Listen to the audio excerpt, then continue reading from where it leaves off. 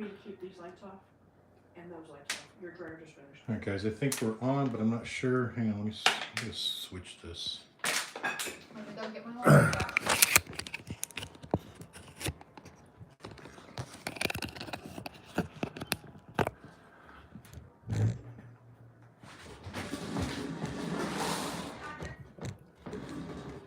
I have no idea if it's actually live yet or not. Yep, we're live. I don't see the chat though, so I'm a little confused. We're live. I don't see the chat though, so. You got to turn the volume down, otherwise it'll backfeed. Alright, let's see here. Michael Rain's on. How you doing, Michael? Hang on, I can't see comments or anything, so I'm trying to figure this out. Sorry guys, we don't do this often, so a little bit of technical difficulties until we figure it out.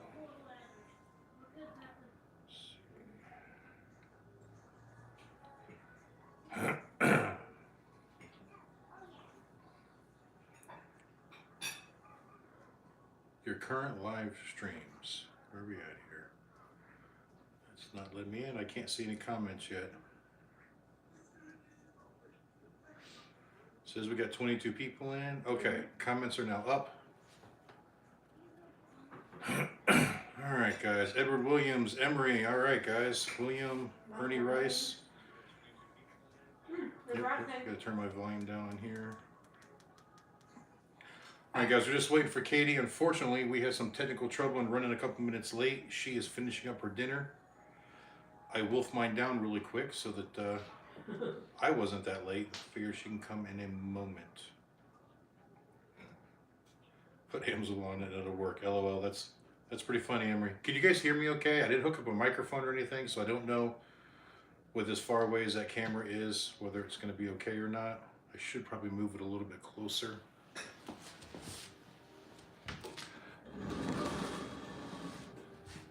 Just trying to keep Katie and I both in frame. Hey, Radfink, how are you? Hello, Tim Atwell.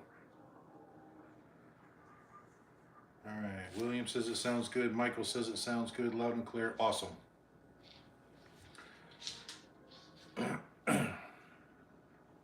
Hey, Brian, hello from Mexico. Oh, New Mexico, New Mexico. Okay, what part of New Mexico? We've been out there before.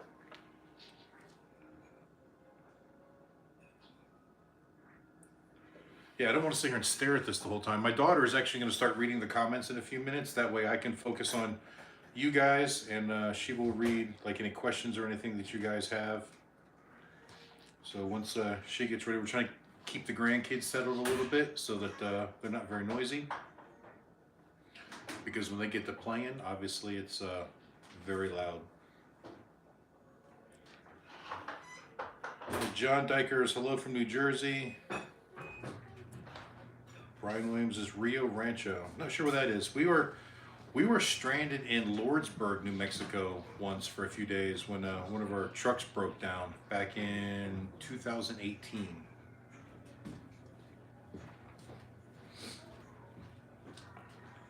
All right, what's brewing from Rhode Island? Hello.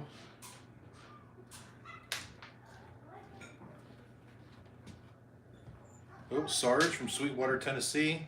Hey man, I'm sure you heard about Gentry. Have you been over there to see that devastation yet, since you're so close? All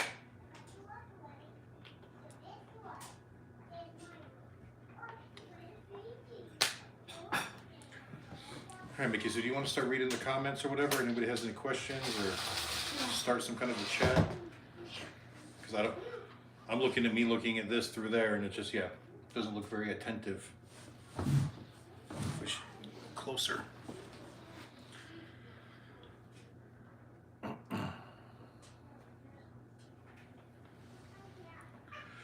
I hope everybody's having a happy new year.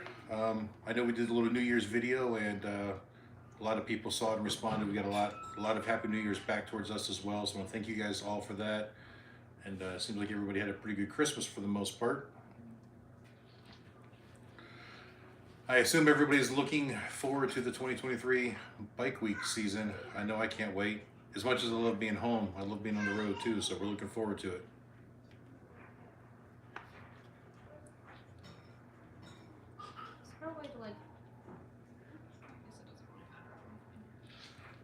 if you guys have any questions, man, throw them out there.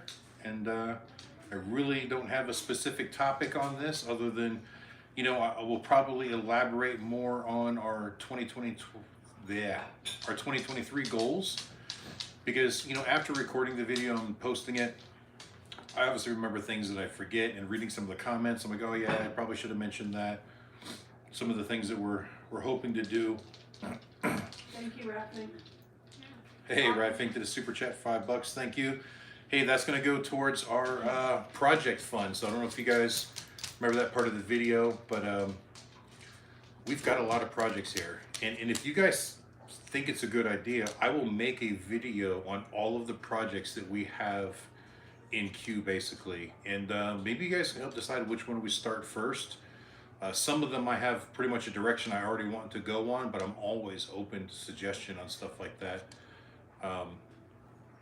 But we've got a lot, and we've got a couple cars that we're going to be like, you know, street rod type cars, hot rod, like, you know, street strip type things. Got a couple truck projects, motorcycles, dirt bikes. I mean, we got so many things. And of course, the new tractor, the struggle bus. I'm actually really looking forward to doing some stuff in the struggle bus. I think it'll be fun. Some of the projects I don't think we're even going to keep when it's all said and done. Some of them I will never get rid of, but there's a couple that I just realized that I'm not going to use anymore. So I think maybe that once we get them done, we'll just sell them and then roll that money back into doing another project or whatnot. We might even do a couple giveaways. You know, and not that I want to steal ideas from other people, but if any of you watch the channel Just Truckin', you know, he did that C10 pickup truck or Chevy pickup truck giveaway. I'm sorry, I don't think it was actually C10, but it was, you know, a mid-90s old body style Chevy truck that he did an LS swap on and so on and so forth. And we actually have the same truck, and the only difference is ours is 4-wheel drive and it's a little bit uglier. So we were thinking about doing a project on that. We actually have an LS motor sitting out in the shop that we've torn down, or I say we, Talon. Talon has torn it down. He's ordered the cam and some other parts. We're gonna do kind of a sloppy mechanics build on it and just kind of see how much power we can make out of it, have a little bit of fun with it. We're not positive that engine's gonna go in that truck yet. He was gonna do it for his Caprice and then decided to maybe not, but all that's still kind of up in the air. But we're thinking about doing the truck as a giveaway. It would be a long-term thing. It would start, you know, sometime in the near future, and it'll take a long time to build the truck to a point where it's good to give away. And then, of course, there's a little legalities and whatnot in that. So, just ideas at this point. I'm not saying it's definitely what we're going to do. Just ideas. We have a couple questions. All right, go ahead. Read the question. Say who it's from, and then read the question, and I'll answer it the best I can. Okay, Harley Cruiser 66 said, "Are you going to Laconia Rally this year?" Absolutely. We are definitely going to be there this year. I hope it's a good year. There is a possibility we'll be after this year as well. But if you've been following the channel for a while, you know that the Laconia Rally isn't one of our best producing rallies. We just don't make the money there to justify necessarily the drive.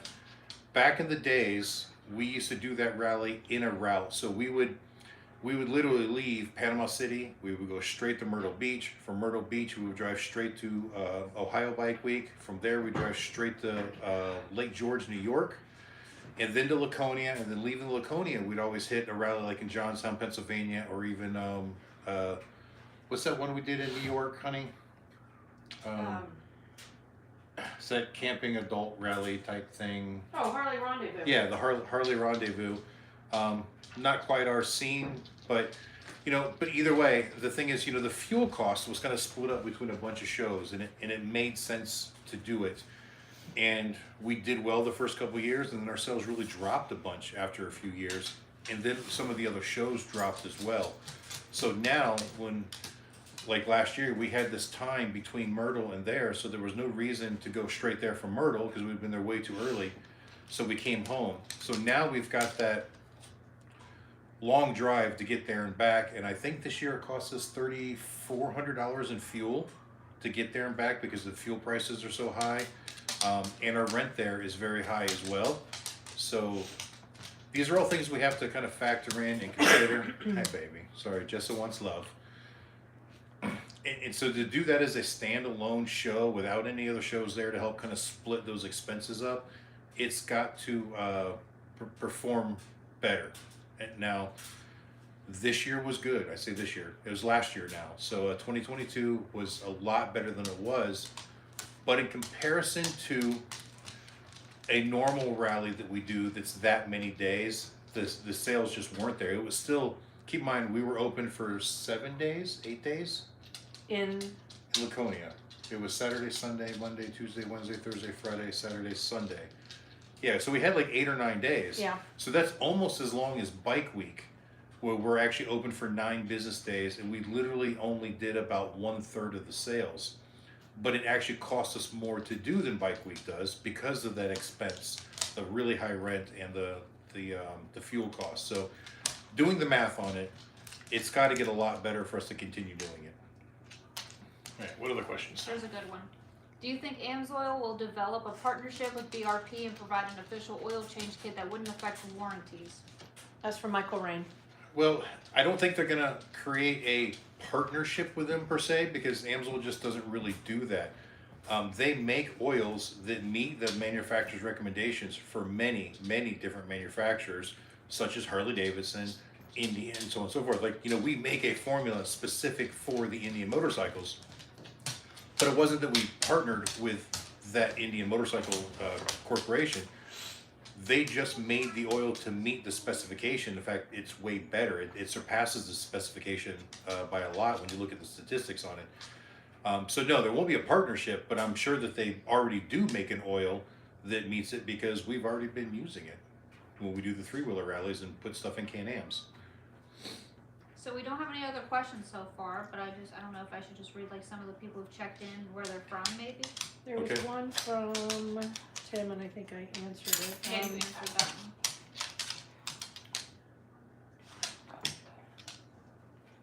We have a couple of new people.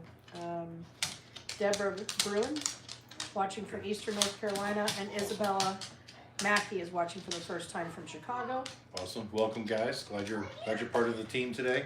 Tim Atwell wanted to know, I've heard Daytona is still torn up really bad. Have you heard anything about it? And I told him that it was okay while we were there in the fall. I know that some of the hotels are still having some issues. Yeah, the hotels that backside. were on the shoreline, they took some devastation. But you know what? Biketoberfest went off without a hitch. Everything was fine. From our point of view anyways, keep in mind, we don't get to travel around everywhere. We're stuck at our site a lot. Yeah, we're at the Speedway. Until we go out to dinner or something like that. But we don't always get to go and see everything. We don't do hotels, so we don't always see the same thing that the patrons that come to the rally see. But I have no reason to think that there's going to be anything negative about that affecting Bike Week this year. Flip the Blue Mule said Tampa ... soon to be Peachtree, North Carolina. Yeah. Flip has been telling me he's moving up here pretty soon. I think in March he's scheduled to move up here from Yeah, I Tampa. don't know if it's before or after Daytona. I think he's coming up after Daytona or during Daytona. Or, something yeah, like that. during maybe. And We welcome you, Flip. When you get here, we'll go ride or something. Well, when I'm home. Yeah. Gloria Lawless said, "Hey Adam and Katie, the bearded guy and I are watching." Awesome. Hello. And that's kind of where we're at so far. Yeah, and Go you to guys, dentist. Jeff Go has to got a really cool channel, especially into like model cars and stuff. If Good you're girl. into stuff like that, go check it out. He's a young YouTube channel and he's growing and he's doing pretty well with what he's doing. All right, anything else, guys? No questions. How many people are watching? 54. That's not too bad. Yeah. So guys, if you have questions, I mean, I'm kind of awkward at trying to come up with topics. So a lot of people said they wanted Q&As, and that's why we're doing this. So you can ask the questions, and we'll give you the answers. But we're not overly exciting people for the most part. Jess, I know, Jessa, you want attention right now with the camera. Apparently, Jessa wants all of the attention on Yeah. YouTube She right must now. have been taking lessons from Opie from Trucking with Schmidt. Now that the camera's on, she won't stay out of the way. Right, baby? She's a really good dog. She's awesome. She's our grand fur. Yeah, Yeah, you. she's actually Talon's dog. What? Don't bite me. All right, well, I feel like there's dead space here. Guys are going to come up with something to talk about. Daniel Yoder said, I use AMSOIL in all my vehicles, and I have been for the past 5 years. That's a wise choice, Yes. definitely. And Edward Williams said, how's Goliath running? Is it ready to go for spring, basically? Well, Goliath is pretty much always ready, but with that said, there is a lot of work I want to do to it. Running-wise, it's perfect. Unfortunately, I haven't started it since the day that we did the wash video on it, when I put it back in its parking spot. So I do need to go up there and fire it up and let it run for a little bit. In the next couple of weeks, we will be aggressively working on the Goliath project. So I got a couple things to sort out these first 2 weeks or so in January. Business-wise, getting the game plans rolling and, you know, reaching out and making the contacts of all the things that we need to do. But then after that, we have to start focusing on getting that truck and trailer ready to go to Daytona, getting, you know, I want to do some upgrades, but there are really no repairs. I mean, I could jump in it right now and drive it to Daytona without a doubt. But there's things I want to get done to it before we go, just because every year I try to do these improvements so that someday maybe that thing will be fully restored or, you know, and very, very nice in all aspects. It's always run great, but just with its age, it needs some TLC. Okay. We have Big Dog Bulldog said, how long have you been married? So in August of this past year is when Katie and I celebrated our 25th wedding anniversary. So we've actually been married for 25 years, but together for 30, because we were about 5 years before we actually got married. And then John Elliott asked, have you ever biked up in Canada? No, I've actually never ridden my motorcycle outside of the United States yet. We have been to Canada. Katie and I went a couple years ago, but we were in the pickup truck and did not ride the motorcycle up there. I don't know why we didn't ride the motorcycle up there. I remember we had the camper and they wouldn't let us bring Jixer across, so we left Jixer at home in the camper. Yep. In Niagara Falls at a campsite, and then you and I just jumped in the dually and went across. This is before we had Goliath, so we just had the pickup truck with the Overland trailer pulling behind it when we were a lot smaller than we are now. Yep. And Bob and Tam said, tell us what rallies for 2023 you have lined up. Well, I had that in the last video, but Daytona, spring and fall, we will be at the Speedway like usual. At least that's the plan. You know, keep in mind, guys, nothing is guaranteed because weird things happen sometimes. But we've been to the Speedway for 14, 15 years now. Have no intention of changing that. Panama City will be our second show. We will also be there spring and fall, most likely at Frank Brown Park like usual. And then Myrtle Beach, spring and fall, we will be at Beach Trailer Sales, which is also called the Inlet Car Wash. It is directly across the street from the Beaver Bar in Myrtle's Inlet. We're not actually in Myrtle Beach, but there really is no Bike Week activity hardly in Myrtle Beach itself.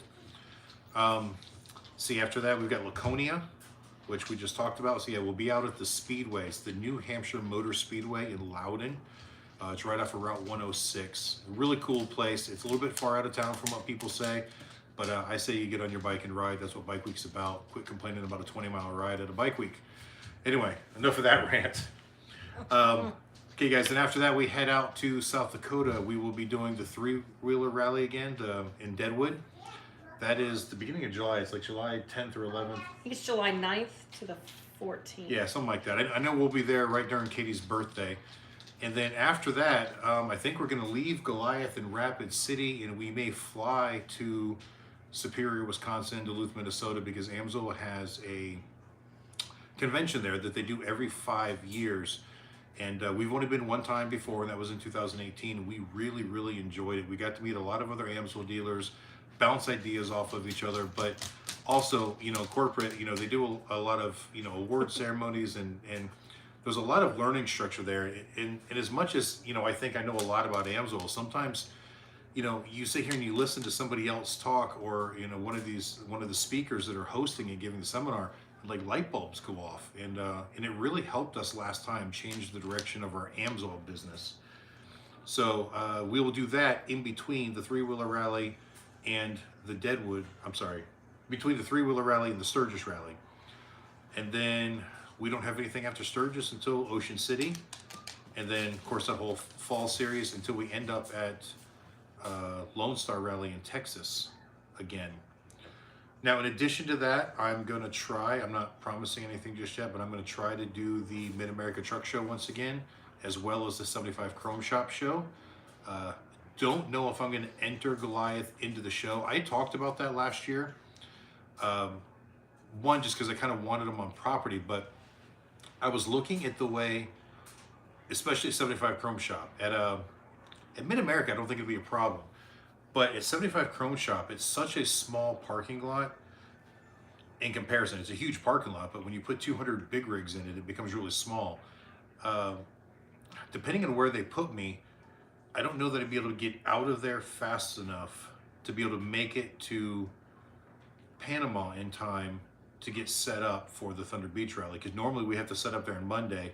And if that show ends on Sunday and all those trucks are trying to get out of there and I can't get out early, that could be a problem. Where this past year we parked across the street at the TA, and then I was able to leave Sunday morning while that parking lot over there was still full, and I got to Panama City Sunday afternoon, late afternoon, and then we just kind of chilled out and hung out until Monday morning where we had to set up. So that could cause some complication there. Hopefully fuel prices will be better this summer, so I might take Goliath to the Mid-America Truck Show, where I didn't last year just because did the math on it. At the time it was at $6 a gallon for Yeah, the it diesel was when I was going really to go there, high. and now it's come down a little bit. It's not cheap by any means, but it's come down. But I also look at what I spent on fuel anyways in the excursion, plus what I paid for the hotel for what, 4 nights, 3 nights? I don't remember how many nights I stayed now. But anyway, I mean, I still spent $700, $800, $900 to do it. I could probably do that in fuel and not have to pay for the hotel because I've got Goliath to stay in. Okay, I'm going to backtrack just a little bit. Thank you, Mark Hartzell. We appreciate that you like watching our videos. Thank you, Ed Bland. Happy New Year, Bulldog, Big Dog Bulldog. Let me see who else is on here.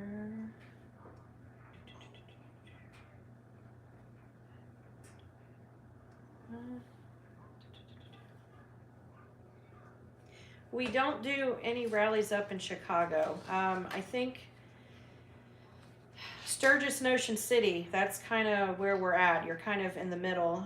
We used to do Milwaukee. We've done it a couple times, but it just wasn't very cost effective for us. No, and you know, the problem with Milwaukee is it's hosted by Harley Davidson dealerships, and 99% of the time a Harley Davidson dealership will not let us in their parking lot to do our job because it's a conflict of interest. Because they sell oil, they service motorcycles, they figure me being their parking lot takes money out of their service department, which it does, so I get it. So the few times we have been at a Harley dealer, sometimes they'll just let us sell only the Love Jugs product, and that's it. And we can't even display any AMSOIL stuff. So there's been times where we've had like little 10x10 pop-ups, and we'll just do like a really short, quick, easy setup just to sell the Love Jugs. In fact, when I bought the Road King, we were in a Harley Davidson parking lot in Milwaukee, New Berlin, actually, I think was the name of the town. Yes. New Berlin, which is like a suburb of Milwaukee, at that Harley dealer that was there, which is now owned by different people because there was some kind of big controversy or scandal or something that happened last year over that. But it's very rare. Pensacola Harley Davidson has let us in there a number of times, and For free. yeah, for free. They you know, when they do their little bike weekend things, they let all the vendors come for free because they just figure it brings people into the parking lot, and that's going to improve their business too.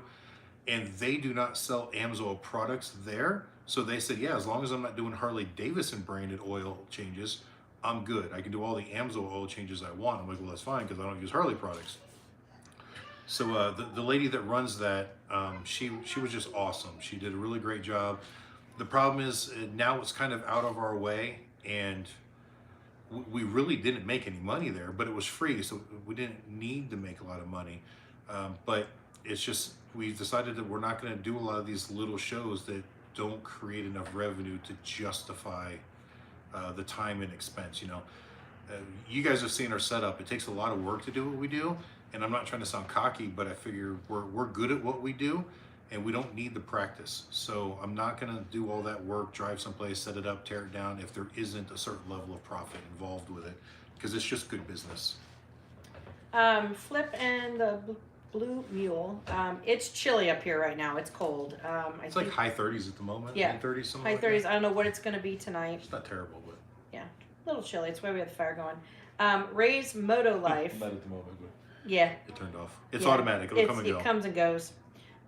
We do not do Loretta Lynn's Tennessee Motorcycle Music Revival because there is already an AMSOIL dealer there. So we do not step on other AMSOIL dealers' toes so that they can grow their business. And we kind of do that respect factor. Now there are times that we partner with people. So, back in the days, Bob and Maureen, they were actually our sponsors upline.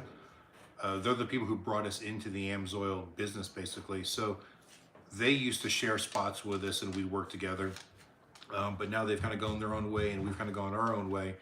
And even Andre and Harry, we started sharing spots with them when we first met. And then now that they've got their bigger setup, and they're basically doing the same thing that we're doing, AMSOIL-wise anyways. They don't sell the Love Jugs or anything, but I've even got them selling the batteries and whatnot.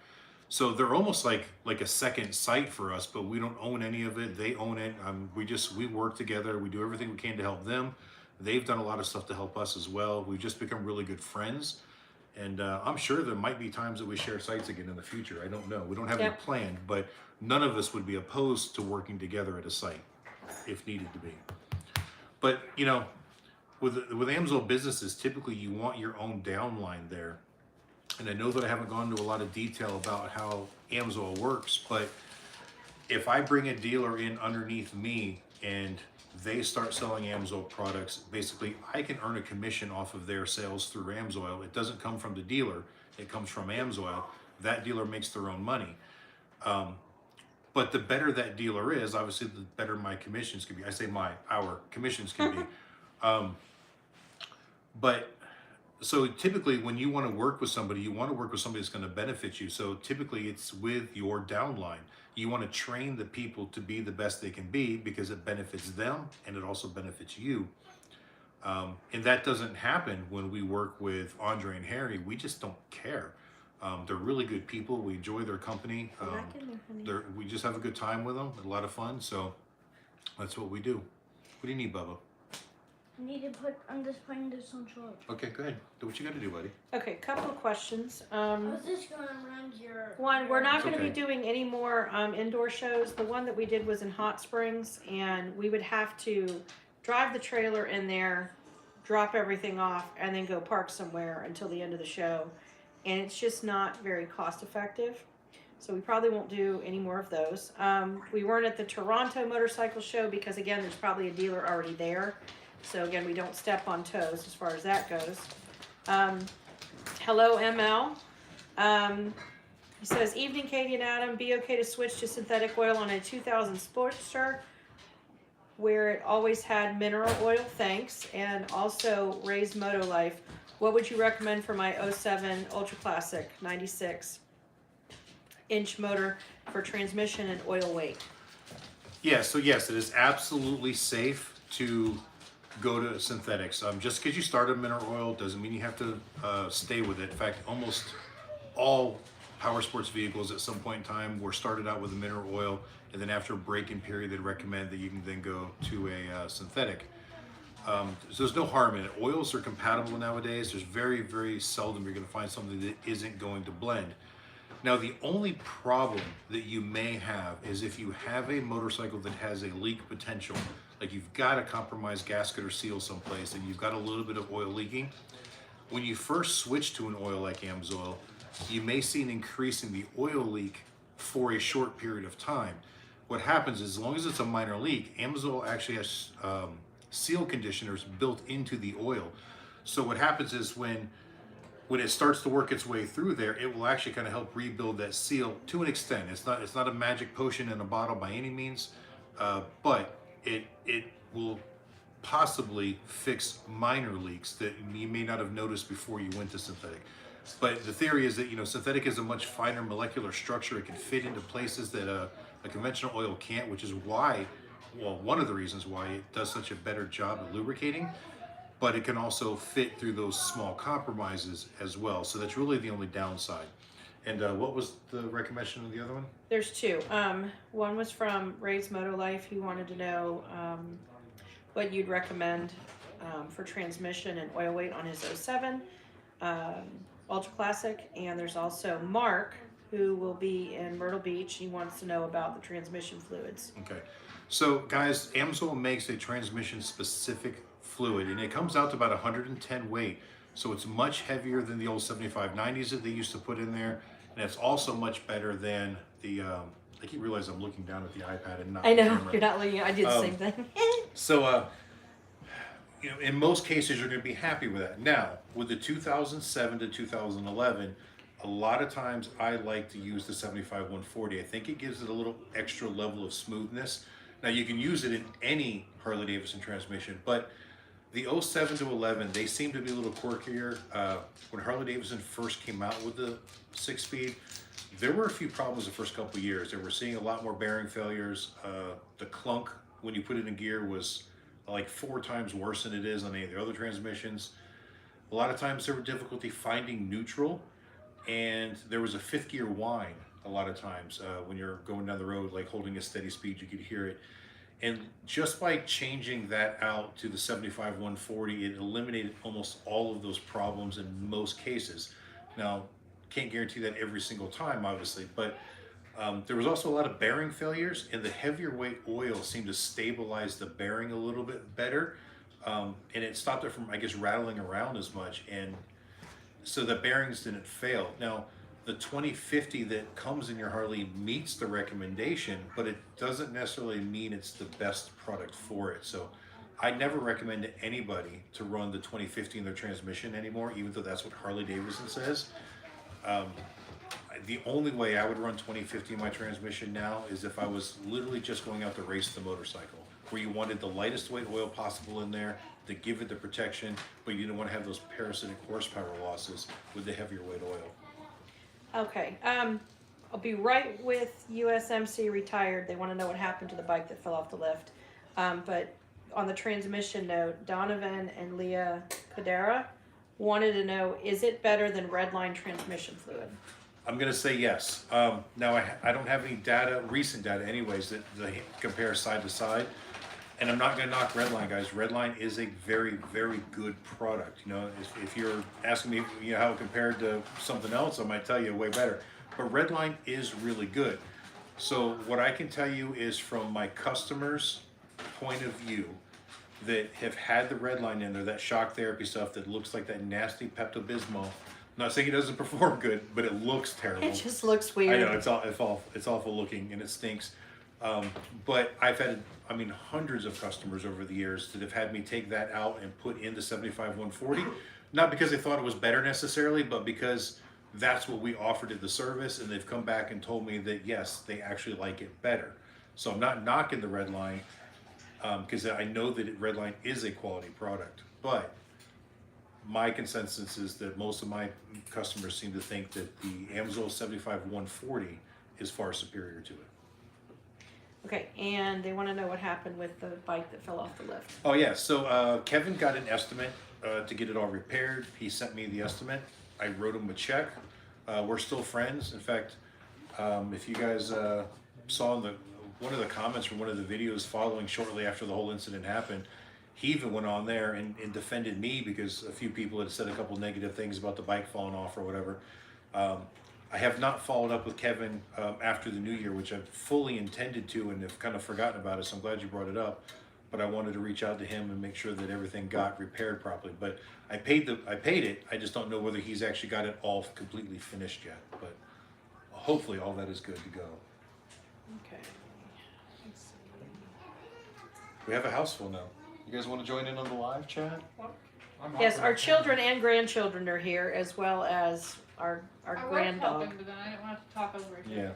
And they're stuffing their faces too, like we were before we got on live. Well, Michaela was supposed to be directing it by reading the questions, but now you're doing it, so I guess it's Well, it's fine. because she's eating. But I want you to be able to Yeah, answer well, some I questions just too. ate for the first time. Yeah, that's right. They brought food. They'll Okay, eat. Mark says, okay, I'm sorry, Mark.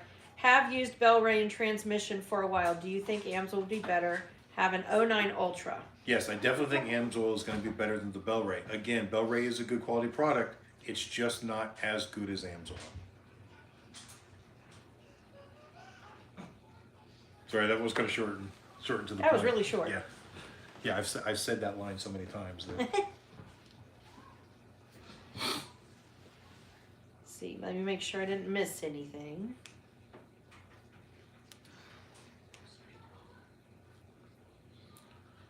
Do you have a good stock of love jugs? Bob and Tam mentioned. at the moment, I do. The only thing I do not have currently in stock is the bullet design and the slot design. But I believe the main warehouse has the bullet design and slot design in stock, so I can drop ship directly from Ruby's warehouse rather than mine. And we have plenty of frame mount kits. We also have plenty of our Yep. Amsoil Adams shirts. So if you're, Yeah, guys, y'all want shirts? we got plenty of those. Got plenty of them. I spent $5,000 on shirts. Start buying them, please. And we are like I think we this sold close. $300 in shirts. Spent $5,000 on it. We sold $300 in shirts. And that doesn't include the hoodies he's gonna be releasing soon too. But Who knows?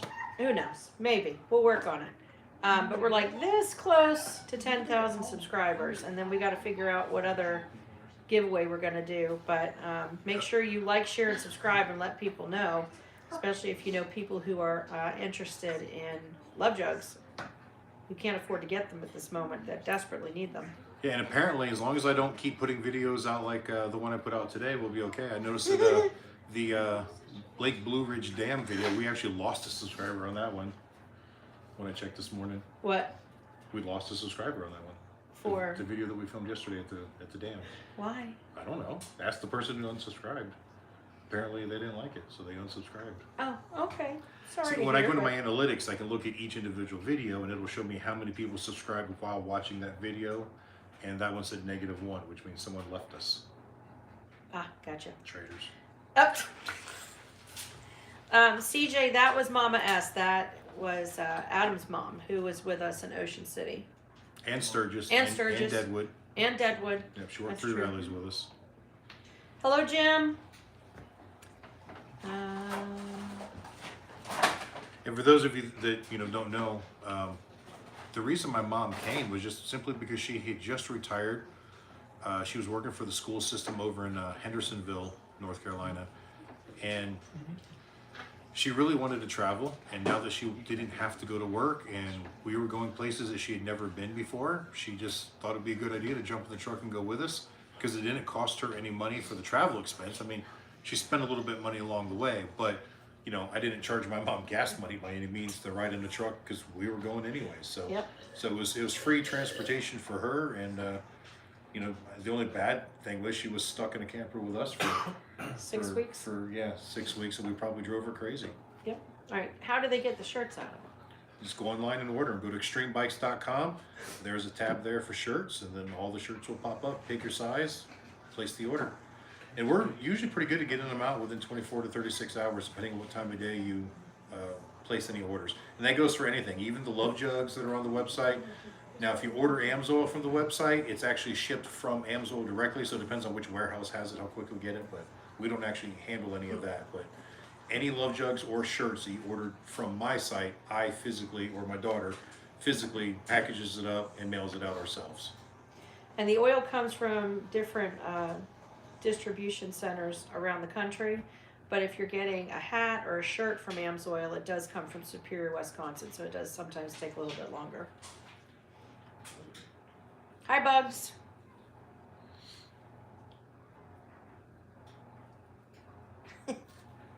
Ross Thomas says, if you lost a subscriber during the North Georgia video, surely it was an Ohio State or TCU fan. It's funny.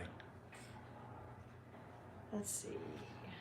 I mean, I guess some people just don't like beautiful scenery, but Yeah, it was pretty. It I was thought really it was nice. pretty. And the Even had a drone crash in it. Yeah. So it was a little dramatic for all of you out there. The restaurant we went to was really, really good. We do recommend it. If you're in the Blue Ridge area, definitely go and hit that up because it was very good. They have quite a lot of really nice small restaurants there with really good food. Yeah, there's a lot of really cool restaurants. It just, Blue Ridge is kind of a neat little town where the railroad tracks come right through the center. It's just very quaint, very country, very old style town. Pretty neat. And the food was good. We were saying we can't wait to go back when we're not on our, healthier eating habits, because there's some really good stuff there that we just couldn't eat at the moment. Your mom's on here. She said it was 7 weeks. 7 weeks. See, she was counting. That's how miserable she was. Michael Rain says, do you service anything while you're home? Not really anymore. I do have a Sportster on the shop now. In fact, I did a video on the same Sportster months and months ago about the oil leak. We were going to put an exhaust system on it then, but the exhaust system that he supplied me was the wrong one. So now we've got it. We're going to go work on it again. I actually was planning on working on some today, but the weather was just so terrible. And it was raining and cold, so it wasn't yeah. just cold, it was So raining. we just didn't. But I just got a Vance & Hines exhaust system delivered 2 or 3 days ago. That's going to go on that bike. So I'll probably make a quick video on it. But truth is, we're at this point now where we work on so many motorcycles on the road that when I'm home, I want to focus more on the home projects and family time and stuff like that. It's just long-term projects in the shop suck. So like, if somebody comes and say, hey, I just need an oil change, sure, we'll bring it in, we'll get it out, because that's what we do very efficiently. Or love jugs. We can do those But the quickly. clientele that I get around here for the most part is guys that are pulling stuff out of barns that haven't run in years. And it's one of those, like, you fix one thing just to find something else wrong. And then you got to order parts. And the last big project bike we had in here, in fact, I still got one here. Now that it's done, the guy won't come pick it up. He only owes me like $150, and it's been sitting here for like 2.5 years now. Yep. And I hate to say it, the bike's not worth anything. I don't want it, but I may just go drop it off on his doorstep and eat the money. But we had a Softail that we brought in a few years ago that the guy pulled out of a barn, and it was like, like I said, so long. You fix one thing, find another problem, and then it turns out the fuel tank was all rusty on it. Almost impossible to find a fuel tank for it for the long period of time. At least it was in good shape. I mean, there's fuel tanks out there, but a lot of them were just as rusty inside. And we finally found one, and then we had to put tires on it, we had to put a wheel on it, and just the fuel pump and the fuel sending unit was bad, and like I ordered it, and it was on back order. It took like 3.5 months to get it. Well, while that bike was sitting there, I'm out on the road for 3.5 months or whatever. The part came in literally just before we left for a long tour. So I got the part. I'm like, great. I took it out there. I set it with the bike, but I didn't have time to put it on. We left like the next day or 2 days later Yep. to go on a tour for 6 weeks. So that part sat there for 6 weeks after it took 3 months to get it. Then I finally come back, months later, and I've only got 1 week at home or something. I go to open that part up. I go to put it on the motorcycle. Turns out it's the wrong part. The dealership mixed up a part number, or they looked up the wrong VIN number or something like that, and sent me the one for a previous year, which looks almost the same but was not compatible. So call up the dealership, and they're like, oh yeah, no problem, just send it back, we'll get you the new one. They look up the new one, oh, the new one's on back order 3 months later. So I literally waited over 6 months just to get one part. But it was more than that, because when they would come in, I wasn't home to put it on. So that customer literally waited almost 2 years for me to finish his motorcycle. But keep in mind, it sat in a barn for 10 years before that, I think. So he didn't really care.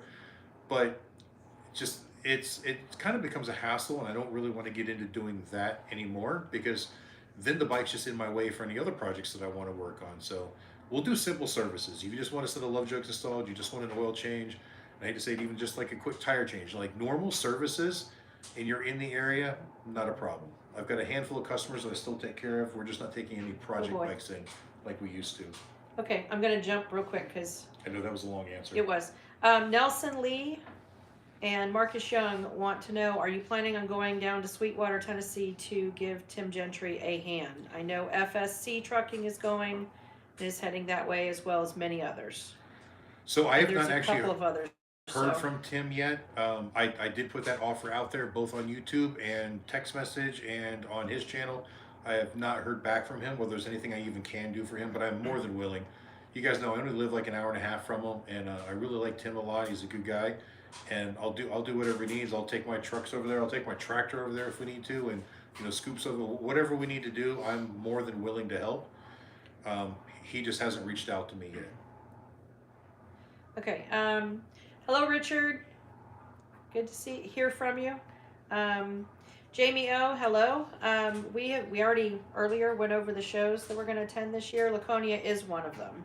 We're going to be in Loudon at the Speedway. And also, Jamie, in the video that I posted about our 2023 goals, I listed off all the shows in there that we'll be attending as well. Yesco Rentals, will you have a plug and play for the Love Jugs for the newer Indians? Thanks, Richard in Panama City. You know, I don't know yet. It's been one of those things on my plans to do. I just don't have access to a new Indian. Our closest Indian dealer from here is like an hour and a half away, so I need to probably reach out to them and see if they'll let me come over there and play in their shop and do a little R&D to find out where the best plug-in to use on that bike is, and then I can research what plug adapters I need and make it all work. But yeah, we probably should get to work on that. Indian isn't one of our big sellers. I hate to say it, so it's hard to focus a lot on there. Like, I'm working on some new designs for the Harley units, but we only sell one Indian for every like 500 Harley units that we sell. So sometimes it gets kind of pushed to the side. What? Right there. Oh, it is Isabella Mackey. Hey, thank you for the super chat. That is going to go into our projects fund. And I'll say that again too, guys. We got a lot of projects around here that we want to get done, but financially, we really don't have the money to do them. So all of the revenue that I've saved from making YouTube videos over the last 2 years, I have not touched. I haven't paid myself at all. It's all gone straight into an account. Likewise, things like this will hopefully all go into that account too. I don't know. I've never had a super chat before, so I actually don't know where the money goes. I do know that YouTube takes a cut of it. Yep, they do. I think Nick said that they take 55% or 60%.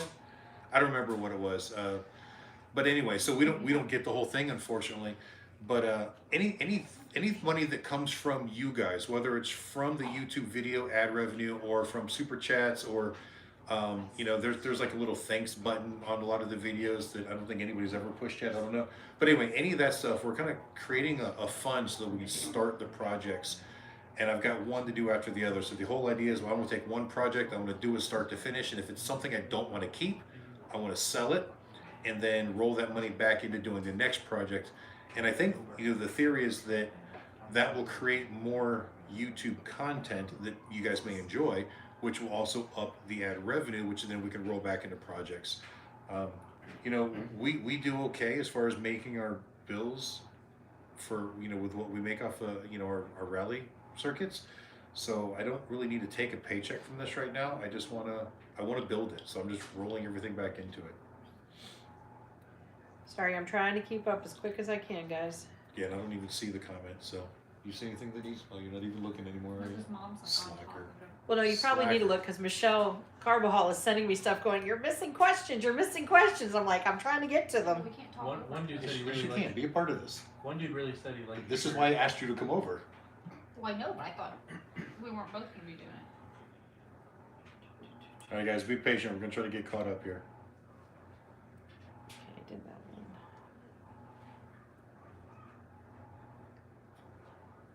Okay, Jamie O wants to know, are you going to fix the Jake and Goliath? Yeah, it's on my list. When it's gonna get done, I have no idea. I mean, it works. It's just not as good as I'd like it to be. And you know, many trucks out there don't have Jake brakes, so it's not super high on the priority list because the truck is fully functional without it. But yes, I would like to have it fixed. And you know, from what I understand, keep in mind, this is my first Detroit 60 Series I've ever owned. Everyone else I've talked to that's in Detroit says the Jake's gonna suck on them anyway. So I could go through a whole bunch of effort to fix it, and it still may not be as good as I want it to be. You know, the Freightliners that Talon and I drove when we were working with Beltman, those things, the Jake brakes were just awesome on them. I mean, they would almost bring you to a dead stop.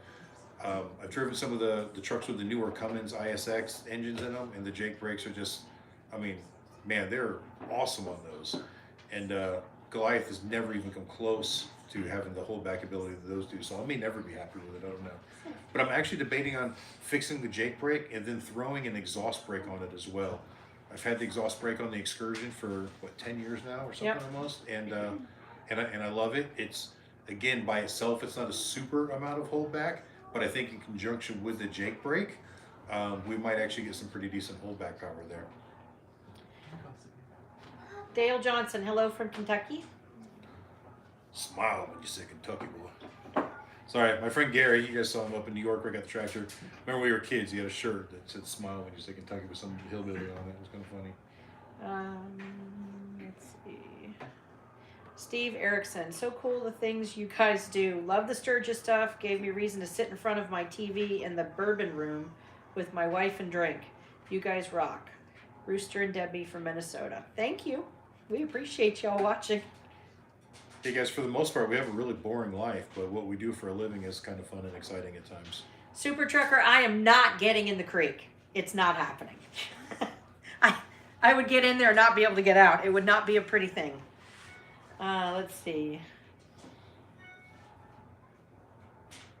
I'm not getting it this time of year. I've got in the summer. Somebody before. else already asked about you getting in the creek. Like if I'm out doing yard work or something. In fact, when we bought this house, it was so overgrown. Keep in mind, it had been vacant for years, and the grass was almost up to my chest. And we coming over and weed whacking and trying to mow all that stuff down. I mean, you're just covered. It was the middle of the summer, obviously, so it felt really refreshing to jump in that creek and wash off afterwards before I got back in my truck, dirty, to drive back over to the other house that we were living in as we were getting this one ready to move into.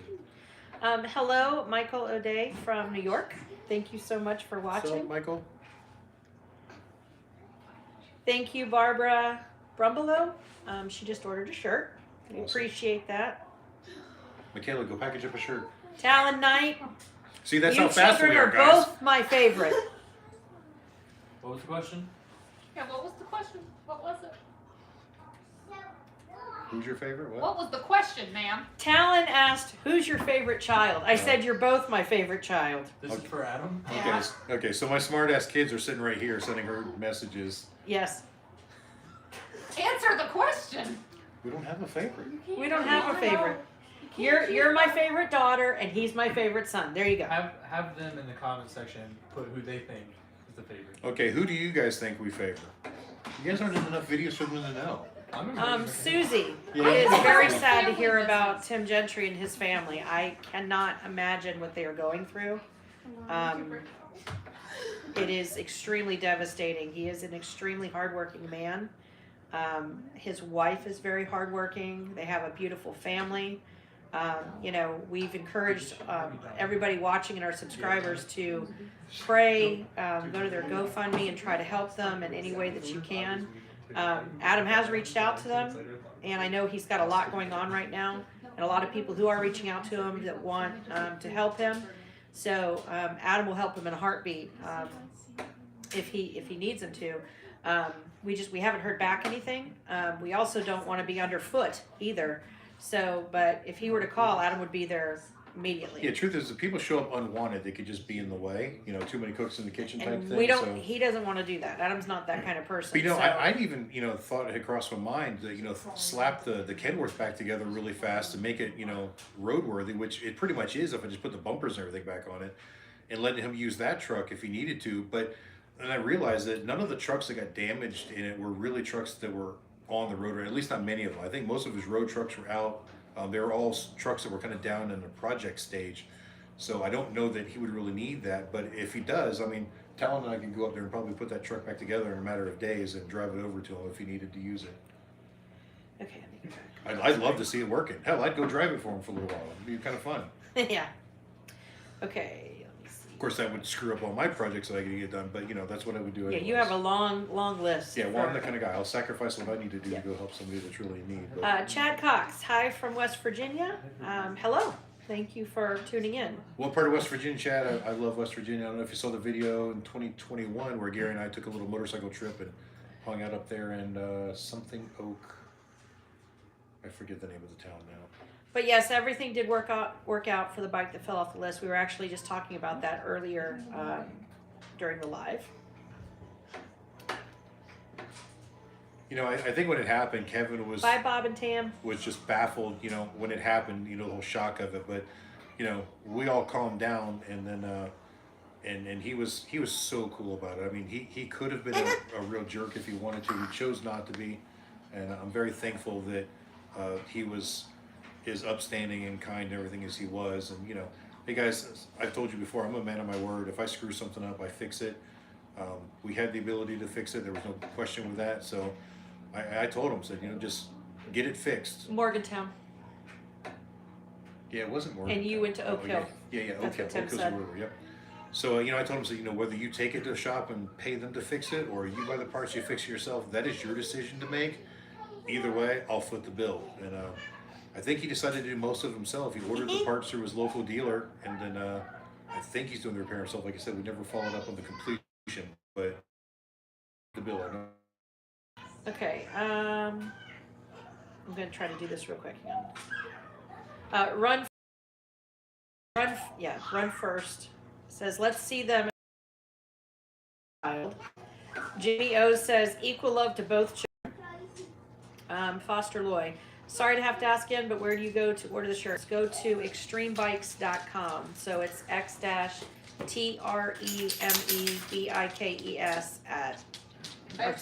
.com. I responded to it in the comments. Oh, yeah, Yeah. wasn't sure. And guys, that link is in the bottom of almost every single one of our videos, and it should That's be what on, I said. should be on our homepage too, right? I think.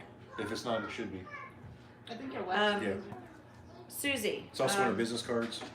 I am sorry your daughter had a house fire and she lost everything in May. That is very hard to come back from. I hope she is in a better place now with everything. All right, Tal and Michaela, they said they wanted to see each one of you so they could decide who we like the best. It's me. See, Michaela usually tries to avoid being on camera. Cause I'm in short shorts. Okay, so Now, here's, keep in mind there's a delay on this, so There's it'll, definitely a it'll delay. take a second before you actually see this is yourself. Michaela, this is our oldest. She's She is the mommy of the grandbabies. Are you Yeah. just in it? yeah, just Jess has been in and out of anyway. it. So there's Michaela. All right, and Talon's back here. Yeah, he's still hiding his head. Talon is very tall, he's 6'7", so that's why you only can see part of him. Is he 6'7"? I thought he was only 6'5". I thought he was 6'7". 6'5" or 6'6". I don't know. Either way, he's tall. Not too long. I have to look up to him, guys. You know I'm not short. 6'6". But it's handy because he can reach things up high when we need it. Definitely. Take And that's off why your I'm the hat. favorite. Nobody can see you with your hat on, Talon. It's okay. How can they pick a favorite if they can't see your face? Because Because I'm the favorite. I'm- You don't Oh, have- for heaven's I'm sakes. taller They don't and I need can to reach look. things. I'm more useful, which makes me more valuable. Okay. That's good logic, I I'm guess. tall too. Okay, Jamie O. Adam and Katie, where did you spend time during your childhood? Thank you. We both grew up in Central Florida. Yeah, we both grew up in Central Florida. I grew up So in your side. Maitland. Went to Lyman High School and to Seminole Community College, and Daytona State. I was born in Lakeland, Florida, but I don't remember ever living there because it's pretty young. We moved up to Central Florida area. Seminole County, Orange County. Then we bought our first house in Volusia County, but always pretty much in that area. Pretty much the I-4 corridor. Yeah. Let's see what else. Says too many on Wi-Fi. You all are breaking up a little. Sorry about that, Flip. Hey guys, I think they're saying that too many of us are using Wi-Fi right now and it's interfering with the signal. Well, I'm not connected to your Wi-Fi, so I have no idea. Okay. It's not me, I know that. Let's see what else. Okay, Chad Smith. Hi from Clarksburg, West Virginia. Hello, Chad. Okay. I'm in the middle of. I can't read what that says. I think it says have to move because my new landlord won't update the house we're in, and we have 1 month to get out. FSC Trucking is going down to help Tim. Go ahead, I baby. am Go sorry potty. you're in that position of having to Ruru. move out. Just call her Ruru. I know Why do they just landlords call her can Ruru? sometimes be very Brooklyn, difficult. go potty, baby. Go potty. I don't need chips. You just said you did. Thank you, Ron. Then go back down in there, baby. No, I already peed in there. Okay. You're pretty tall too, Daniel Yoder. And I used it. Okay. Brooke, you gotta be quiet if you're out here, baby, okay? Little stinker. I love that giggle.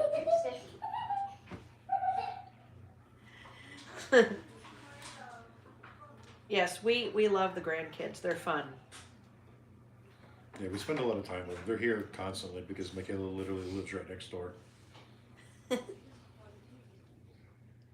see what else is going on. Hi, Chris from Greenville, Ohio. What other questions do you guys have? How many people are still on? 88. Oh wow, it's growing. Mhm. Wow, That means this awkward silence is really bad. Talon, help me with the awkward silence. What do we do? What do we talk about? Talk about some of the projects you're gonna be doing. I guess we could. What about? You're gonna record it. Yeah, so, I don't know, I don't really consider it a project. I mean, it's one we gotta do, but I'm thinking the Camaro, the Monte Carlo, the International, the Chevy, I'm telling you, let's just go pick up. even the Caprice. Guys, we have, I mean, it's almost like a junkyard here. We have so many cars on property, it's not even funny. He has a Bronco that he's been working on for like 12 years, I think. Almost 12 years. It's been a long time. Engine's in the machine shop. It's pretty much done. I need to go take a distributor to them so we can put it on the engine stand and do the braking on it. We got to get it back, get it put in the truck. Unfortunately, the truck has been sitting so long; it's covered with mold and mildew. Still got to buy exhaust for it, stuff like that. But that was my Bronco, which I bought back. Actually, I bought that back right before Talon. No, yeah, right after Talon was born. So I've had I've owned it longer than any other vehicle in my life. We're gonna backtrack on one question. Okay. But yeah, we got that. We've also got a 1985 Monte Carlo sitting in the garage. We got a 1987 Z28 Camaro T-top car sitting in the garage, which was my old street racing car. I shouldn't say street racing. I can neither confirm nor deny that I've ever done any illegal street racing. Allegedly, that car has raced on the street a few times with me driving it, but I can't prove it.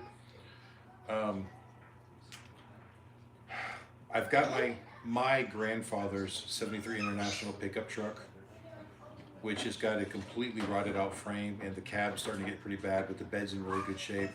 And I was actually going to body swap that one. I want to take that body and put it on the Excursion chassis because the Excursion body is literally falling apart. It's got rust really, really bad, and it's beyond the point of trying to repair it. So either have to buy a new body for it or do something else with it. And my goal there, I thought was really cool, is that the International pickup truck, it had an AMC motor in it, and I'm not a big fan of the AMC engines.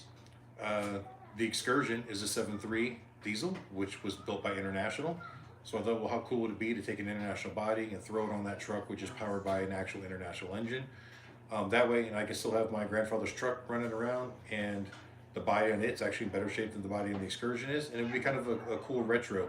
I'll get the updated brakes, the better engine, but still keep that classic looking of a truck. But it's gonna take some modifications. Wheelbases don't quite line up on it, and the only reason I haven't actually started that project right now, other than money, is space. That's one that I need room. I need a shop to put that in to be able to take those trucks apart and do a body swap like that. We just don't have the room here where we're at right now. Okay, so we're gonna back up. Daniel Yoder asked, and this was one that Michelle sent.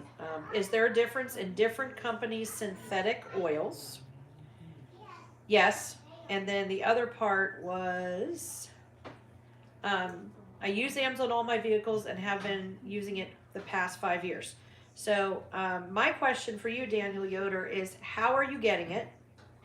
Are you getting it from From a retail store. from a or through retail dealer? store, or are you actually getting it wholesale? Because if you're not getting it wholesale, let us know because we can help you with that. And then Adam is going to explain the other part.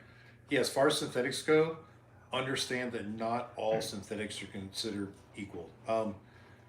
In general, synthetic oils are much better than the non-synthetic or the what's the word I'm looking for? Conventional. Wow, brain fart. Sorry, guys. They're conventional counterparts. However, That There- matches what Ron's dog just did. You had a brain fart. yeah. His dog tooted. So the one thing I kind of caution you guys to worry about is this trickery in marketing, and it's one of the things that I absolutely respect that Amsoil does not do. They don't try to portray something better than it is. They build products, they test products, and they put that data out there for everybody to see so that you can see how it performs. One thing I want to make a note to is that a lot of people think that they're using synthetics, and they're not fully anyways. So, of course I just said fully. There's a term called full synthetic. So if you look at Screaming Eagle oil, for instance, through your Harley-Davidson dealer, it is a full synthetic. If you look at Castrol Syntec, it is a full synthetic. There are versions of Mobil 1 that are full synthetic. Schaefer, every company out there just about makes a full synthetic except for Amsoil. The difference is Amsoil is 100% synthetic, and the terminology full synthetic, believe it or not, is a legal term, and by law they can classify a class 3 oil as a full synthetic, and they do not have to disclose how much of the blend. That's right, I said it's a blend. It's a synthetic blend, but they don't have to disclose what the ratio is. You might only be getting 10% synthetic and 90% conventional, but you're paying a premium price like it is a synthetic. Amsoil is 100% synthetic. It is a class 4 oil, and I know that not everybody here understands what the classes of oil are, but there's 5 classes of oil. 5 is only for aerospace. That's what NASA uses, the military uses, stuff like that. 4 is 100% synthetic. 2s and 3s are synthetic blends, and then 1s are conventional. So you may be thinking you're buying a good synthetic, and you may not be. That's why I always tell you to look at the national standardized test data and see how it performs in those tests. You'd be surprised at how many oils out there are marketed like they're a great performing oil, and they just aren't. Okay, couple more, and we're gonna have to kind of do this quick because we're getting bogged down again. Oh, does somebody else do Super Chat? Emery, Okay, hey Emery, thank you. yes, thank I- you, Ron. Other YouTubers, when people do Super Chats, they're supposed to make a big deal about it. Woo, Emery! Hey. All right, I don't know. Thank you, Emery. Thank you guys, we really appreciate it. We really do appreciate it because it's going to go to, you know, a It's lot gonna of go to the project projects fund, that yeah. he's working on. Falcon 880 asks, what are you adding for solar down the road? And Jamie O asks, do you enjoy being on the road? And Isabella says, can we get Adam a Santa suit? You say that, I actually dressed up for Santa when I used to work for Steak and Shake way back in the days when Talon was a baby. It scared Talon so bad. Yeah, he cried, he didn't want to He sit cried, around. he didn't know it was his dad until Adam like pulled the beard down, started talking, he went, Daddy? But I was the fattest guy that worked in the restaurant, so I got nominated. He got to be the Santa. Yeah. So, So the answer, do I like being on the road? Absolutely yes. I love what we do for a living. Truth is, sometimes I like when we traveled more, but there were definitely more stresses, and business-wise, it makes sense the way we're doing it. But I love the traveling. I really, really do. You know, even dumb stuff like, you know, a couple weeks ago going to New York to get that tractor. I really enjoy road trips like that. To me, it's just a lot of fun. I hate to say one of the best ones was coming back from Sturgis with the struggle bus. I did it alone, so I mean, I didn't have my wife with me, I didn't have any kids with me, but it was just really cool to just kind of have that time to myself. Even with all the problems I had with the bus itself, it was probably a really enjoyable couple of days for me. There was another part to that. there is. Oh, I was solar. going to say to A Prestige, who said hello from Ontario, Canada. Hello. Hello, Ontario. Hopefully we'll go see you again soon. Yes, hopefully we'll We come haven't back been and to visit. Ontario in a long time. But anyway, Falcon 880 asks, and gotta keep these kind of short. What are you adding for solar down the road? Okay, and I assume you're meeting on Goliath. Basically, before we go to Daytona, I'm hoping that I can upgrade these solar panels themselves. So if you watched all the other solar videos, I did upgrade all the wiring to the panels so that all I have to do is the roof wiring once I install the panels. But those panels that are on there are very low output. I want to say they're 85 or 95 watt panels. Don't quote me, I don't remember. But if you look at the panels, if you see them some of the videos, there's round circles with solar cells in them. There's a whole lot of area on the overall panel that's not actually being used. Those panels are from the early 90s, and I know that solar technology has changed a lot. And I can probably get a panel that same exact size that puts out well over 200 watts, maybe 250 now. So I want to at least get newer style panels, even if I only keep the 4, but that will almost quadruple my output up there, because right now they just don't perform that well. If they're in really good sunlight, I'll get like 250 watts in, but I really want to get a total. My end goal is about 1200 watts of solar up there, because that should be enough to sufficiently replenish that 600 amp hour battery bank. Okay. All right. But the rest of the system is working really, really good. You coming to Smoky Mountain Bike Week? When is that and where? That's from Mark. CJ asks, what is the project you needed the tractor for? And Flip asks, you have a corn binder? He's referring to the international. Because okay. International is pretty much a tractor company. Yeah, so people, it's a joke they call them corn minders Oh, because okay. it's manufactured by a tractor company. So as far as the tractor goes, we've got a lot of land here that is, it's wooded, but it's got a lot of undergrowth that I want to eliminate, and it's a lot of work to do by hand, so the tractor will definitely make it easier. Some areas are wet, so I won't be able to use the tractor in some areas, but there's a lot of areas I can. But the main reason was the driveway maintenance. That driveway gets so bad at times, and it just puddles, and to go out there and try to use a shovel to like fix the driveway is awful. I mean, you blister up your hands and you work really, really hard for hours, and you've only gone like 10 feet. So the tractor is just gonna make a lot more use of that. But also, we got some big trees that'll be handier to move around.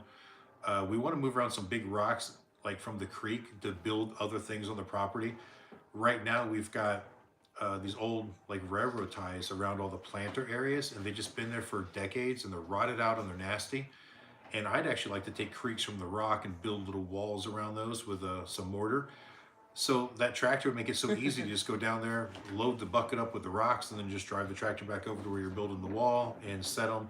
I mean, there's 100 uses. No, I didn't have to have a tractor, but like I said, growing up on a farm when I was a kid, I'm kind of always loved tractors, and I have another tractor. It just didn't have the bucket. The bucket was what I really wanted. Okay. JBO asked, how did you make out when the trailer parted from Goliath? What broke during the unfortunate event?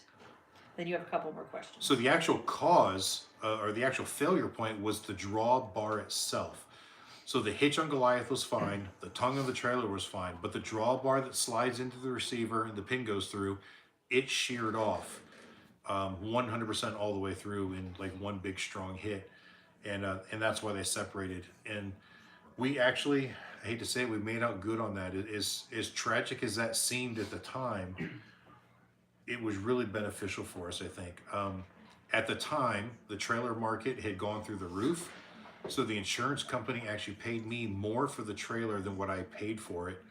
So we were able to buy the new trailer with what, all right, let me back up a little bit. That trailer we were actually financing. We owed some money on it. We'd only had it for 2 years. But it was a $32,000 trailer. We still owed like $16,000 on it. And the insurance paid me, I think, actually in the bank account after everything was something like $41,000. So we paid off the $16,000 loan. Well, automatically, the insurance company technically paid it off. They're the ones that actually did the transaction. So then what was left over was almost enough to buy the Renegade that we have now cash. We were like $5,000 short, so I just took $5,000 out of savings rather than financing $5,000. So it actually got us out of debt, and we got a better quality trailer. It's older. Instead of being a 2020, it's a 2004, but it is definitely a much better trailer. Okay. Emery said, I'm back. Damn Delaware internet. Mark says, hi everyone, and great content. Love the videos. Thank you all for helping get Gentry Fire out. Helping them out, greatly appreciated that a lot. They are great people, and the sport is amazing. Thanks. Emery says, take Mama S out to a nice dinner. She was over for the holidays, so she always comes over for Thanksgiving and Christmas. She lives like 2.5 hours away, so we usually only get to see her on holidays, unless sometimes Katie and I have to go to Asheville to run errands or like to do things or whatever that we just can't do in the area that we're in because there's not a lot of big stores and whatnot. So we'll always try to schedule time for lunch or whatever. And I've taken her out to dinner many, many times, I promise. Okay. Chad Cox says, did you go and talk to the Chromeworks guys at Ocean City after your exhaust got damaged? I tried to get them to hook you up. I did talk to the Chromeworks guys, and he agreed to talk to me. I asked him if he wanted to work with us because, and my thought, and it's not that I'm trying to get free stuff, but my bike sits on display running all day long. So it's a really good test for an exhaust system that's going to be hot all day long. Mine's actually burnt out, so my bike is way louder than it should be right now because all the baffling has been burnt up. I mean, you guys got to imagine the thousands of hours that are on that bike. Yeah. So it definitely needs a new one. The bend in the exhaust, I don't even care about that. It was just a bend in the heat shield. It didn't hurt the exhaust itself. It was just a chrome heat shield, and I've even forgotten about it. I didn't care. But anyway, to answer the question, yes, I did talk to them. I think they're willing to work with me. They are actually on my list of 2023 goals. to reach out to them and finalize that, along with a couple other people, and I guess I'll throw that out here real quick too. We also were talking with Coastal Moto about getting a new set of wheels for the bike to put on display. Whether they're gonna like sponsor the YouTube channel, I don't know, but we're working on partnering with them to at least get some upgrades done to the motorcycle so that it looks better sitting out at the rallies, and we kind of help promote those products as well. There was somebody else. Oh, Dakota Digital Gauges. Josh, he agreed to donate a dash unit for me. And the main reason I wanted that was because it actually has a cylinder head temperature function in it. So you guys know on my bike, I've got the remote cylinder head temperature sensor that I installed on there that's wired to the actual spark plug base. But it reads very differently from what the Harley sensor says. And the thing is, I want to make people aware of that because Harley's lying to you. Yeah, there's actually a huge variance between what the Harley computer says the engine is running and what the engine's actually running, and it's because of their choice of where they plug that sensor into. They install the sensor into the intake port on the front cylinder head, and that's actually like one of the coolest parts of the engine. So it's not giving you an accurate engine of temperature of what you're feeling. So anyway, the Dakota gauges will actually read that sensor. That way you compare what that sensor shows compared to what the actual sensor shows that I've put on there, and get the accuracy and the difference so people can see that. Okay, and you may have answered this question, I don't know, but Flip asked, is the International a bone body or big fenders? Good question. It's a 73. I don't know. It doesn't have big fancy fenders. I mean, it looks almost like a C10 Chevy from back in the days, but obviously, you know, kind of like how the Scouts looked and everything. Same kind of body style, just in a long bed pickup truck. Chris Durr, have you guys ever done Ohio Bike Week in Sandusky? Yes, we did for Quite a few times. Quite a few times. It was just not cost conducive. I hate it. It sucks for us. Yeah. Price wise, they think their show was gold, and they wanted to charge us almost as much as we paid in Daytona. And we would sit there for 10 days and only do the same sales we do in one good day in Daytona. It just didn't make any sense, and it was out of the way. And then there's got the tolls too going up through West Virginia and there. You have to add in there. Yeah. It just, again, it's one of those shows I wanted to work, and it just doesn't work for us anyway. Some people do great there. I don't want to knock the whole show. It just doesn't work for us. Okay. Big Johnson in Texas. Hello. How you doing? Okay. Jamio asks, I'm zipping my mouth so hard right now. Yeah. Jamio asks, how do you coordinate getting product to shows? So we ship mostly everything. Obviously, there's always overflow inventory in the truck, but typically, like I'll have the Amsoil products delivered right there, and I'll have Love Jugs delivered periodically as I need them. You know, I've got a really good deal with Love Jugs where they let me stock up as many as I want. So I'm to the point now where I'm just overstocking. That way we don't have to have a shipment out to every single show necessarily. Now that we've got the room in the trailer, we can fit more inventory in there. Okay. Susie D Tips and Thrift says, love the struggle bus adventure. Thank you, Susie. Hey, and Susie, I have a question for you too. Did you find us because of the YouTube Success Academy? I wasn't sure. Just curious because, you know, looking at your channel, I wasn't sure if you were following us before that or if that was part of that. Just one of those weird things that go through my head when I see your posts. Oh, Eli's on here. It says, Adam, Katie, what's up? Hello from the Philippines. What's up, Eli? I wish we were with you. Yeah, right. Hope 2023 will be a great year for all of us. Yes, please. I think it will be. John Elliott asks, do you customize Love Jugs? How do you mean? Yeah, we made them fit motorcycles that they weren't designed to fit. We've even like swapped out face plates where typically like chrome ones come chrome and black ones come black, where we've switched out the face plate so people could have chrome face plates on a black body. We even had a lady for a while there a couple years ago that we were sending her the face plates, and she was bedazzling them, or whatever. I don't know if it's the right term, but she was putting all these Swarovski crystals all over them, and we were selling them for a pretty high dollar actually. I think we still have one set left, believe it or not, in your toolbox.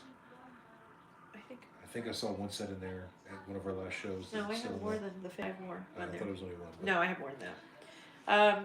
Eli says, "Oh, by the way, Amsoil is also available in the Philippines." Yeah, it's available a lot of places. That's great. No, I didn't know that. Mark says, Maryville, Tennessee, but I'm afraid it's same time as fall. Myrtle Beach, Smoky Mountain, Harley is starting the bike week first of the year. First Okay. year. Yeah, so I've been to if you saw the video, Chip and I rode up to the event at Smoky Mountain Harley Davidson back in, was that in September? When did we go there? I don't remember. You went there during when the hurricane was coming through Myrtle Beach. Oh yeah, Because yeah. you couldn't go. So that would have been in October. Yeah. Because end of once September. Chip left, he came straight over here, That's right, stayed that's the night. right. You guys went up there, came back, and then he went Yeah. over to Arkansas. No, and guys, I hate to say, it, but that's not a bike week. That's just a rally or a dealership event. It's never going to be a bike week. When a Harley dealer puts on an event, it is not a bike week. It's a bike night or even a bike weekend or special event. And I hate to say it, just not enough people come out to justify our expense to go out there. Again, it's just like Pensacola Harley Davidson we were talking about earlier. You know, they were nice enough to let us in, but we didn't make any money there, and I don't even know that Smoky Mountain Harley Davidson would let us in. Now, I do have a relationship with them because that's where I buy all of my OEM Harley parts. So it's possible they might, but chances are not likely. Okay. Unless we just go to visit. Yeah, this is But I true. doubt we'll work it. Mike Savert, Happy New Year from Holly and I in Billings, Montana. Billings. Billings. We went through there on our way back Brr, you guys are getting some snow up yonder. yeah. Okay, Isabella Mackey. I have love jugs on my Road King, but they are mounted to the horn assembly with the vibration dampener. Do you install the frame mount even though I already have them mounted? What year is your Road King? That's what I was going to ask you. That's key. What year is it? The frame mounting kits will only work on 2008 through 2016 touring models. So if you've got an 07 or an 05 or an 04, you cannot use it and you don't need it. Okay. John Elliott said engrave or paint. You know, how to customize Oh, it. okay. So no, I have not done it, but I have sold some to customers that have done it. In fact, one guy we saw at a bike show, I don't know that we sold him the love jugs or not, but he had the whole thing's like copper coated or It was something. like an amber rose copper, and the whole bike was done that way instead of, with chrome. I hate to say it, it was kind of tacky, but it was neat. You know what I mean? It Yeah. wasn't my style, I should say. No, but the way he did it, It was too much gold. I thought it was really pretty. I thought it was the way he had done it. It was very well done. And guys, I am not an artist in any means whatsoever. I'm not even going to pretend to be. So me doing any type of painting or engraving to customers, something like that, would never happen. I have had people like take them. Augie was with us, God rest his soul, and even Dan Kite. I've had people take them there and have them do things with them, which actually looks pretty nice when they're done right. Okay. Gonna throw two at you here in just a second. Isabella Mackey has an 07. Okay, so no frame mount kit required.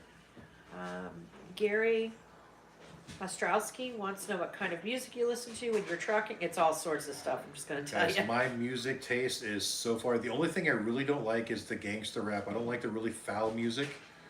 I don't mind innuendos. Granted, a lot of classic rock and stuff is innuendos, but they're not just foul. I kind of don't like that.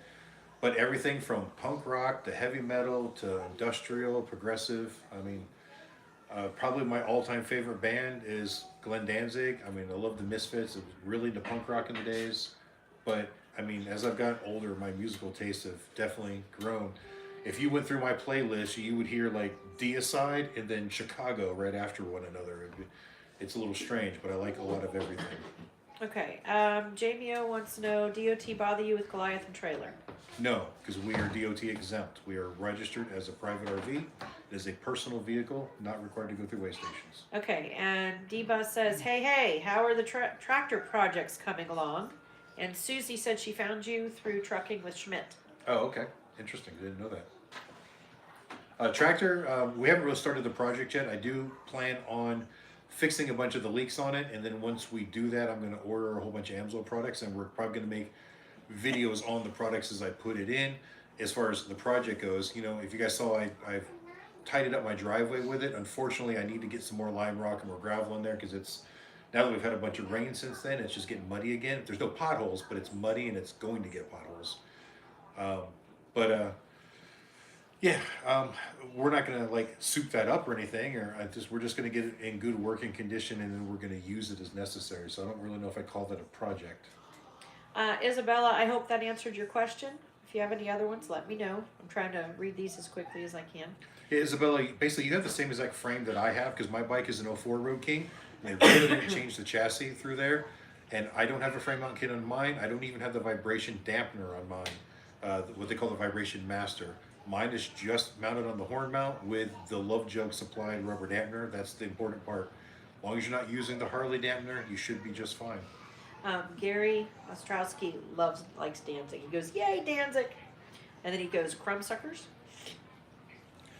Now I do gotta say, for the Danzig fans And he out likes there, Beastie Boys too. yeah, Flip. I did go see Glenn Danzig live for the very first time back in 2000. In fact, it was on Talon's second birthday, April 24th, 2000. April 21st. 21st, that's what I meant. Did you April 20 forget my birthday? No, I said my birthday instead of your birthday on accident. Even worse, did you go to a concert on my birthday? Yeah, the concert on your birthday. Yeah. Well, you were too young to You were go. you were in bed. It was my birthday. You were still in should've been diapers. with me. We That were was- during the day, yeah. but But anyway, and I hate to say it, I mean, all these years, I've been listening to Danzig since I was a kid, and that was the first time I ever been to see live, and I hate to say it, I was so disappointed.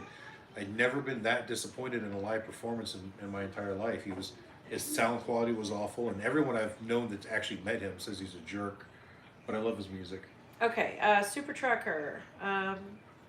You recently mentioned the light bezels on Goliath. I noticed on the Superliner video the bezels are similar. May be a replacement. I haven't looked into that, but you may be onto something because I heard somewhere, someplace, I don't remember where, that the Max Superliner and the General, because they do look very, very similar, that they might actually share some parts. I think the cabs are almost the same on them. I don't know whether the bezel would. Now, most of the Superliners have the square headlights, where my Goliath has the round headlights. Now, they did make versions of the General that had the square headlights. I hate to say it, I kind of like the way they look better. So if I could convert it to the square headlights and use Superliner lights bezels, I would probably do that. The only thing I do like about the round lights I have in there now, and most of you may not have noticed unless you get up close to it, those are Harley Davidson headlights in there. They're off of a Sportster, 4 of them, but they've got the Harley logos right in the middle. So I thought that was kind of neat. Throw a touch of Harley in there. Robert Schroeder says, get a 6-foot box blade for the Ford. You'll be able to really tear things up.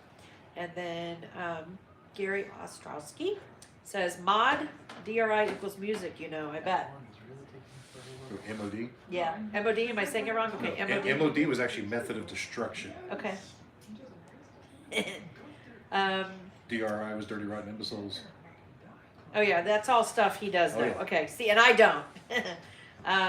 Isabella said thank you, Adam. No problem. Robert, I've been doing some research on the box blade because I definitely want one. I know that's the right tool to do my driveway with, as well as some other projects I got here. I think I need a 7-foot because everything I've done research on says you want it to be just a little bit wider than the back of your tractor. And my tractor is like 3 inches less than 7 feet, or it's like 6 foot 8 inches or 6 foot 6 inches. I can't remember, but so I think a 7-foot. Here's the problem: is that stuff has gotten stupid expensive.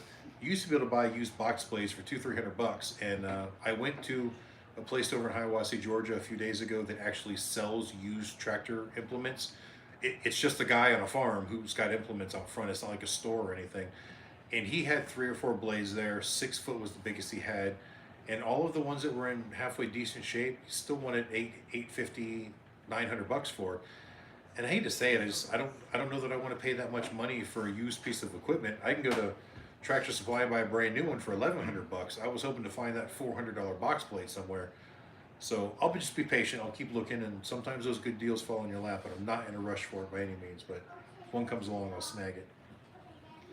Okay.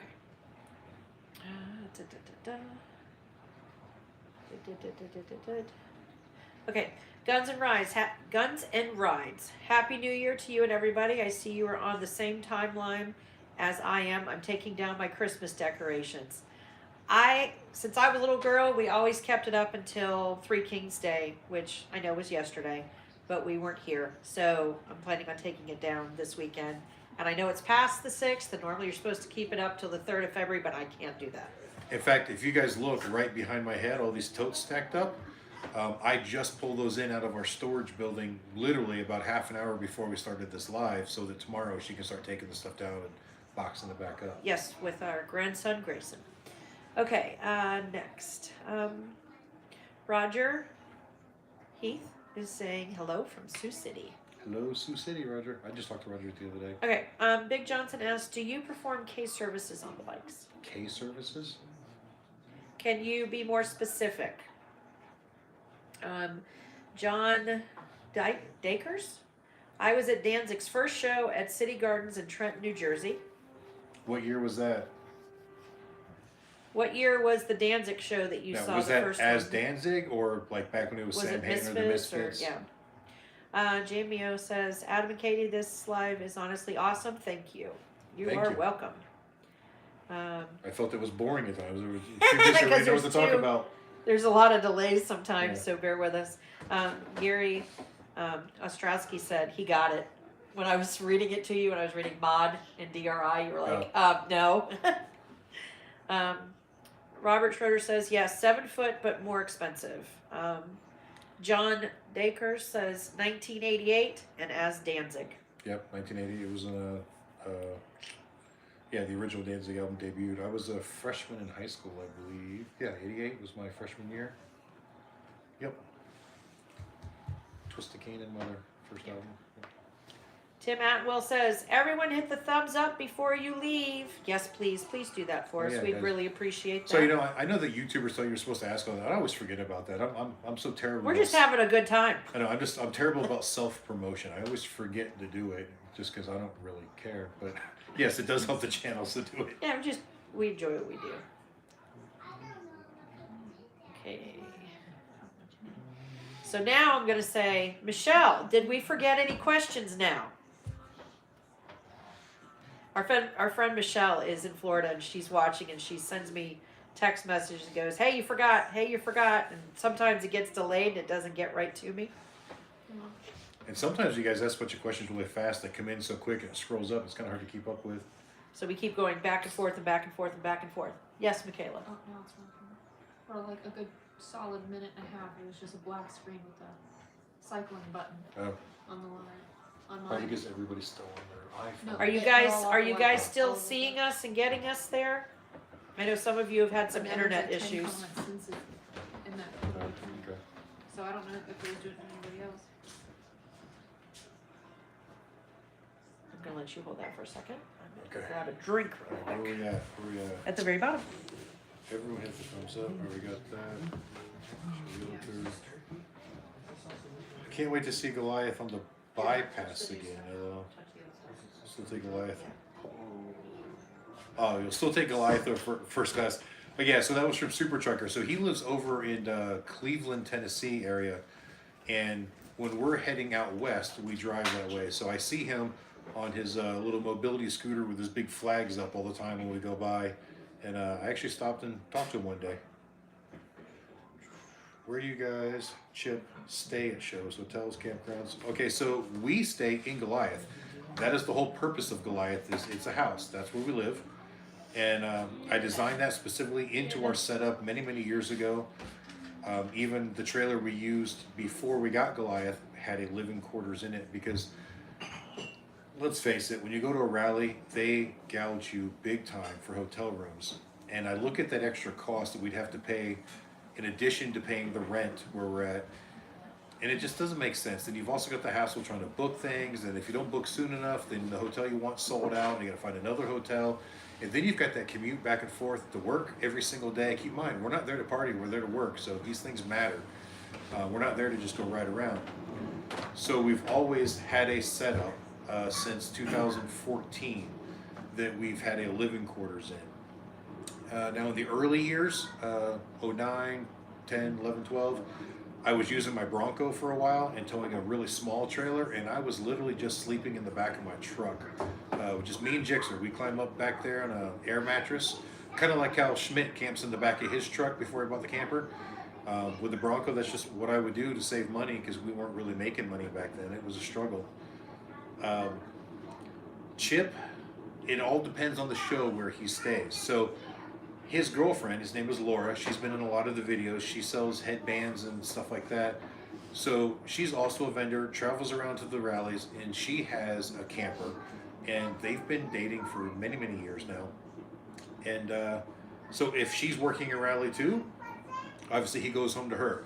There are times where she works a different rally than we work, or she doesn't do a rally that we're doing, and then he'll either have a place to camp or a place to stay or whatever. And there's times that the guys will actually stay in the trailer. That's kind of like what they're into. You know, the whole vagabond life, it's all about just kind of being there and being in the moment. So these guys are generally pretty happy with just laying their head wherever they can. Obviously, if it's really cold or raining or whatever, they want shelter. But, you know, if you offer them a hotel room all the time, they probably wouldn't take it most of the time. I'm sure there's times that they love it. But, you know, there's a certain lifestyle involved in what they do, and that's what they're looking for. They're not looking for all the luxuries.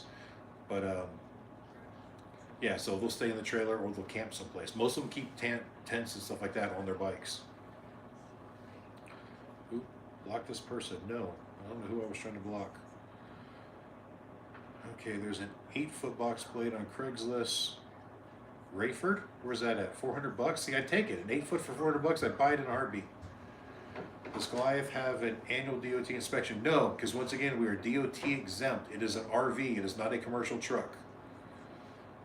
Edward's still fine. Thanks for the extra videos, the past rallies, well in the cold weather. Still one more to come out, guys. Haven't released it. Maybe Monday or Tuesday, I'm not sure yet. Last 2 Sturgis videos were fantastic. Thank you, I appreciate it. Deba, Flip Mule, Adam, when can I text y'all? Is it you I'm texting? Yes, that is coming to my cell phone, Flip. And you can text anytime you want, just preferably not in the middle of the night either. I'm up pretty late at night, but still. Michelle, the PhD realtor. So it's not 1,001 dates anymore, Michelle, or 1,001 bad dates? All right, Adam, don't think you guys answered a question on any plans on doing any indoor shows. Yes, Michelle, Yeah, we did we did. address that. We have no plans on indoor shows. With Goliath, it's too hard. And the shows that we do indoors have never been very profitable anyways. Katie had mentioned that, you know, we were doing the one in Hot Springs, Arkansas, and we love Hot Springs, don't get me wrong, it's a really cool town. There's really no place there to park Goliath. At the time we were doing Hot Springs, we still had the Overland trailer that we were using, which was only like a 32-foot trailer. So what we would do is we'd actually put it in the state park that was over there in Hot Springs, and there it was only like $21 a night. It was really cheap. It made it worth it. And the rent at the Hot Springs Rally was cheap. I think we paid $350 for like a 10 by 20, but we still didn't make any real money. I mean, at the time we thought we were doing good, but we've reached a certain level now, and I'm not trying to sound cocky or anything, but we've reached a certain level where we're doing well enough at these big shows that we don't want to waste our time on the small shows. And I'm sorry if that comes out conceited or cocky. It's just part of the business plan where we were burning up a lot of the profits trying to do a lot of shows. All right, how far did you get? Where Michelle had said something about us not answering a question that we did answer, which I still answered again. Okay. Big Johnson said every 5,000 miles, Harley Davidson bikes are due for a K service. Oh, 1,000 mile yeah, service. so mileage service. Yes, we do Where- all the services. Where there's a series of checks, adjustments, and fluid Yes, changes. we do the 1,000, 5,000, 10,000, 15. And now it's a simplified service. There are some things that, you know, at the dealership they will do that we don't do, but of course they charge you a whole lot more to do them. Like I don't do the fork services at rallies just because it's too time consuming and I don't have the manpower to do it without slowing down the entire system, so we don't do it. Steering head bearings I don't do, but I'm doing the service for, you know, $250 or $299 depending on what the service is, rather than $700, $800, $900, $1,000. And I'm just honest with the customers. This isn't going to get done, but here's what we do. And I give you the checklist. I sign it off. I am a certified technician, so it's all warranty compliant and everything else. Jamie O says Rayford is near Silver City, North Carolina. Okay, I don't know where Silver City is either, but hell, if it's there, send me a link if you can, or send it to my email or my iPhone. I don't know, whatever, because hell, I'll go get that in the next day or two if it's legit and it's good. Deba, Laconia. We're not doing Americade this year. No, I don't think we're ever gonna do American again. CJ, they're doing Laconia at the racetrack. Trying to see, there was one other one that. Deba says, Michelle, suggest expensive dinners. That will lighten up the bad dates. Okay, guys, and for those of you that don't know, Michelle is a very good friend of ours. She's been in a few videos. Her son Gabriel was just up here hanging out with us for a couple of weeks. Her channel name used to be 1001 Bad Dates or something like that, and so it's just kind of funny. She has a YouTube channel as well that she's trying to get going, but she's trying to post. So I'm throwing her under the bus now, trying to motivate her to get it done. Yeah. Big Johnson says that's a good price for the K service. Michelle said PhD Realtor is my new great channel. So you're a philosopher of realty. No longer going on bad dates or giving dating advice. Trying to help people now buy a place to call home or sell their home to move somewhere else. Shameless plug, yes. Hey, Jamie Flip. O, what is your email? So it's Are you wanting Army email or you want Michelle's email, Jamie? No, I think ours because you come with the box plate. So yeah, it's, Okay. it's Extreme Bikes at Hotmail. Now it's Extreme Bikes at Hotmail. It also should be in the link of or the I'll put it description on of here all real of our quick. thingies. If not, Michaela can type it in real quick. I will. Okay. But yeah, send me the link and I'll call them tomorrow. I don't want to call them this late at night, but if it's still available, maybe I'll go get it on Oh, I hate when it maybe does on that. Monday. Hold on. Michaela and I have a road trip tomorrow. I don't know if we're going to film it or not, but we are actually going to pick up another little dirt bike for the grandkids. But it's down near Griffin, Georgia. Not quite the Griffin. I forget the name of the actual town. Fayetteville, Georgia. Fayetteville, Georgia, which is kind of a little bit like northwest of Griffin, south of Atlanta, whatever.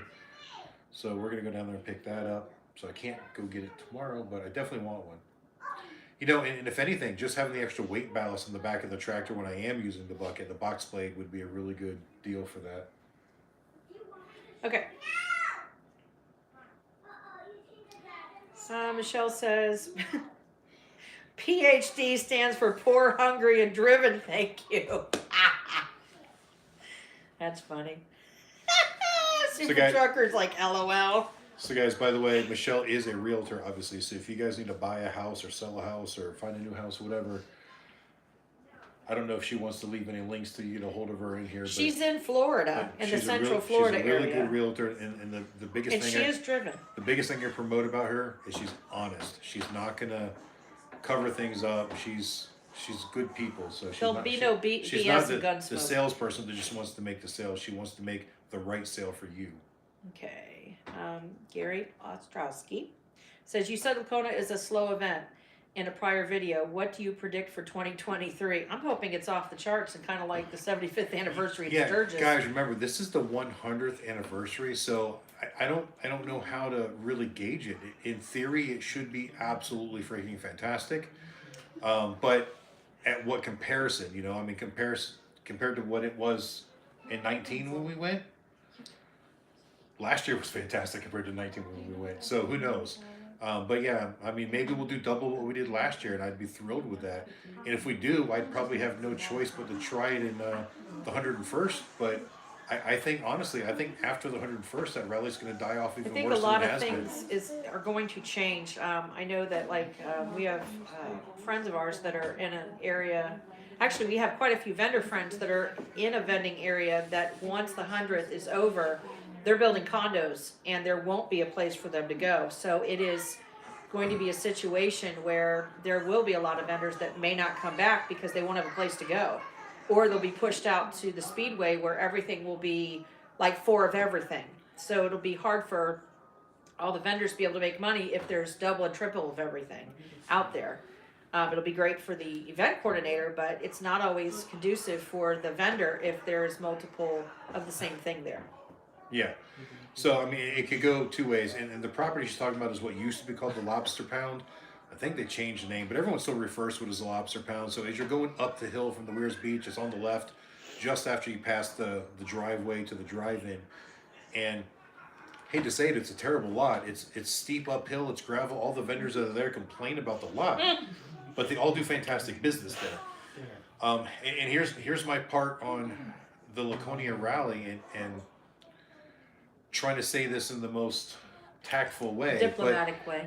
it's like it's become a t-shirt rally. So when you walk down Weirs Beach and up the hill, it's nothing but t-shirt vendor after t-shirt vendor, and in many cases it's the same t-shirt vendor with multiple booths, almost like monopolizing, you know, the money. And the rent has gotten so stupid there.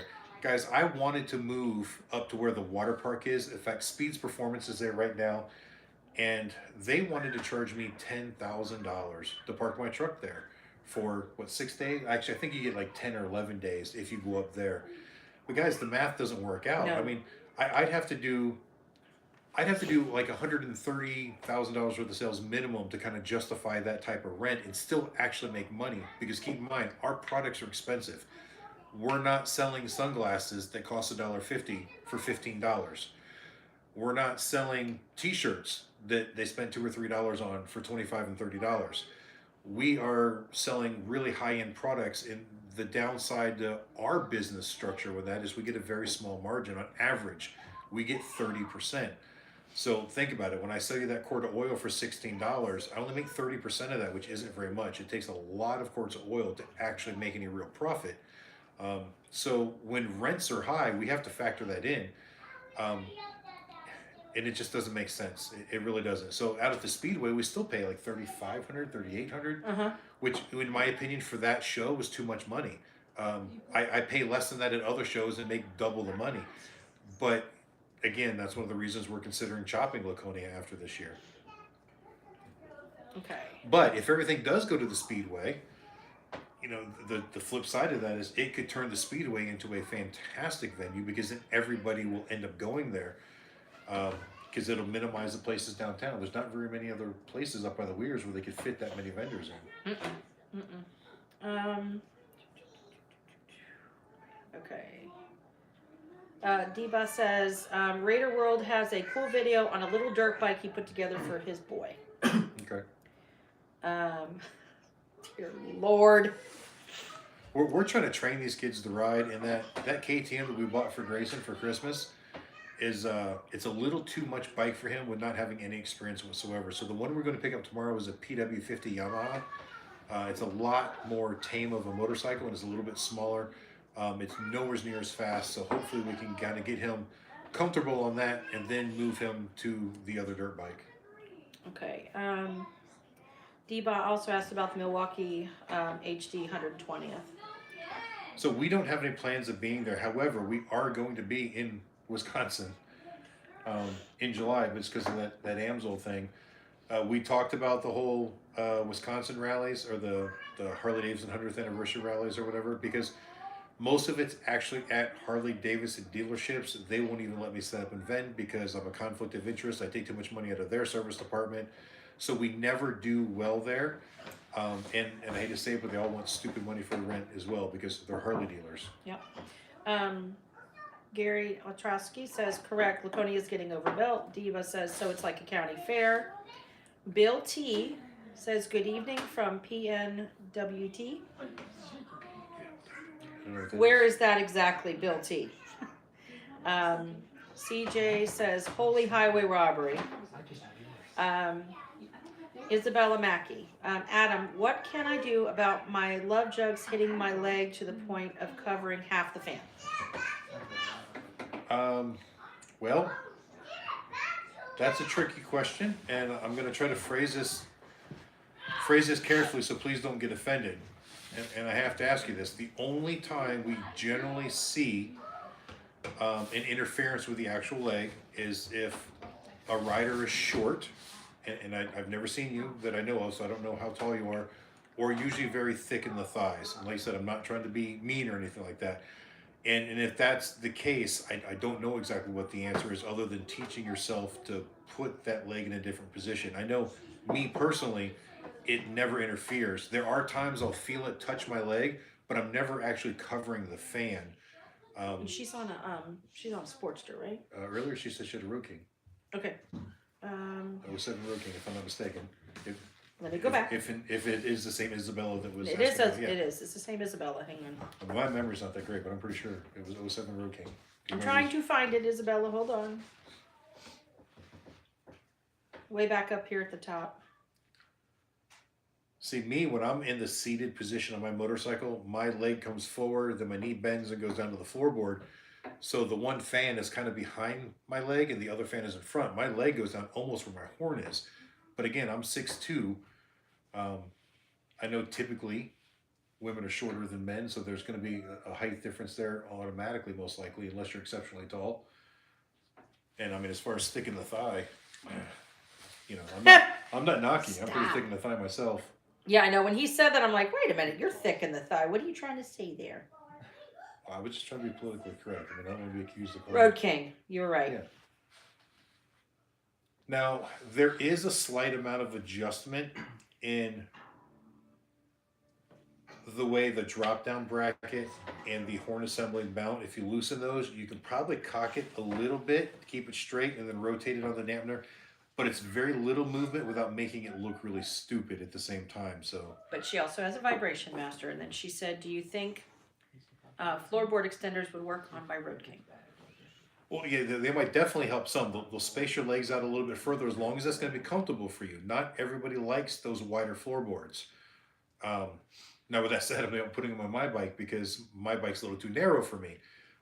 But that's something that you have to answer for yourself. They may help the problem as long as you're comfortable with that solution. Okay. And keep in mind, your floorboards are adjustable to a couple different positions as well. I typically have mine all the way up, even though it's not the most comfortable riding position for me. But because I live in the mountains and I kind of ride a little aggressively in the mountains, I need that ground clearance. So I have mine up as high as I can get them. Michael Haskett, we have gone over the rally schedule twice. So I will try to do it really quick for you. But it's also in the last video, the video Yes. titled 2023 goals that wasn't the live. I listed them all off in there. Plus, we're going to put that up on the website here pretty soon. I don't know how to put it on the website. We're going to put it on the website. We'll figure it out. But anyway, I'll just call the web guys. Hey, put the schedule up. but we do Daytona Beach twice a year, spring and fall. We do Myrtle Beach spring and fall. We do Panama City spring and fall. We're going to do Laconia this year in June. We're going to do the Deadwood three-wheeler rally in July, second week of July. Sturgis in August. Ocean City in September. Lone Star November. Yeah, so 11 rallies are scheduled. And then we will be in Duluth, Minnesota, and Superior, Wisconsin for the AMSOIL convention. That's not really going to be open to you guys, but if you're in that area, we're going to be there. I mean, you know, we could always, you know, meet up and go to dinner or something, do a meet and greet if people Yes. are local there. Yeah. And I'm still thinking about doing the Matt's Truck Show in Louisville, Kentucky. That's in March after Bike Week, and then the 75 Chrome Shop Truck Show in Wildwood, Florida, on our way to Panama City for the spring rally. Bill T said Pacific Northwest Okay. in Washington. That makes sense now. Yeah. Hindsight. Yeah. Okay. Deba said Isabel HD makes a forward control conversion kit for $205. Falcon 880. The old PWs have a rear tether with a disconnect to train the kiddos when they get out of walking speed. The newer models need an add-on. Okay. I can rig something up, I'm sure. That's good And, information. and we actually have a PW here. It's just really old and in bad shape, so we're just going to use it as a parts bike. So it might even have that, but that's easy enough to hook up a disconnect to the ignition system. So Yeah, that's a good thing to know. Let's see what else.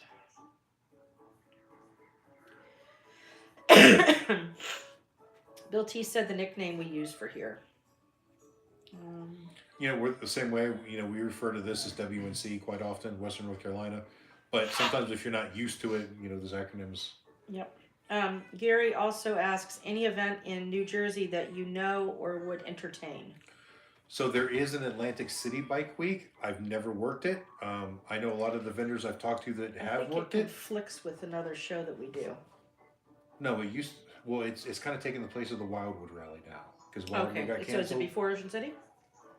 Yeah, I think it is before Ocean City. Okay. I'm not gonna swear to that though. You know, from a patron's point of view, it might be a good rally. I don't want to work it, but I've heard some of the other vendors go to work it. And they say they do pretty well there, so it might be a decent rally. I don't know, but that's in Atlantic City, which from what I hear is a pretty cool town. I've always wanted to visit Atlantic City. I've never been there. We've been to Wildwood, New Jersey, and that's it. Pretty area too. Yeah, we don't do New Jersey much. I mean, even just driving through there, we get irritated because like people treat us badly when we're on the roads.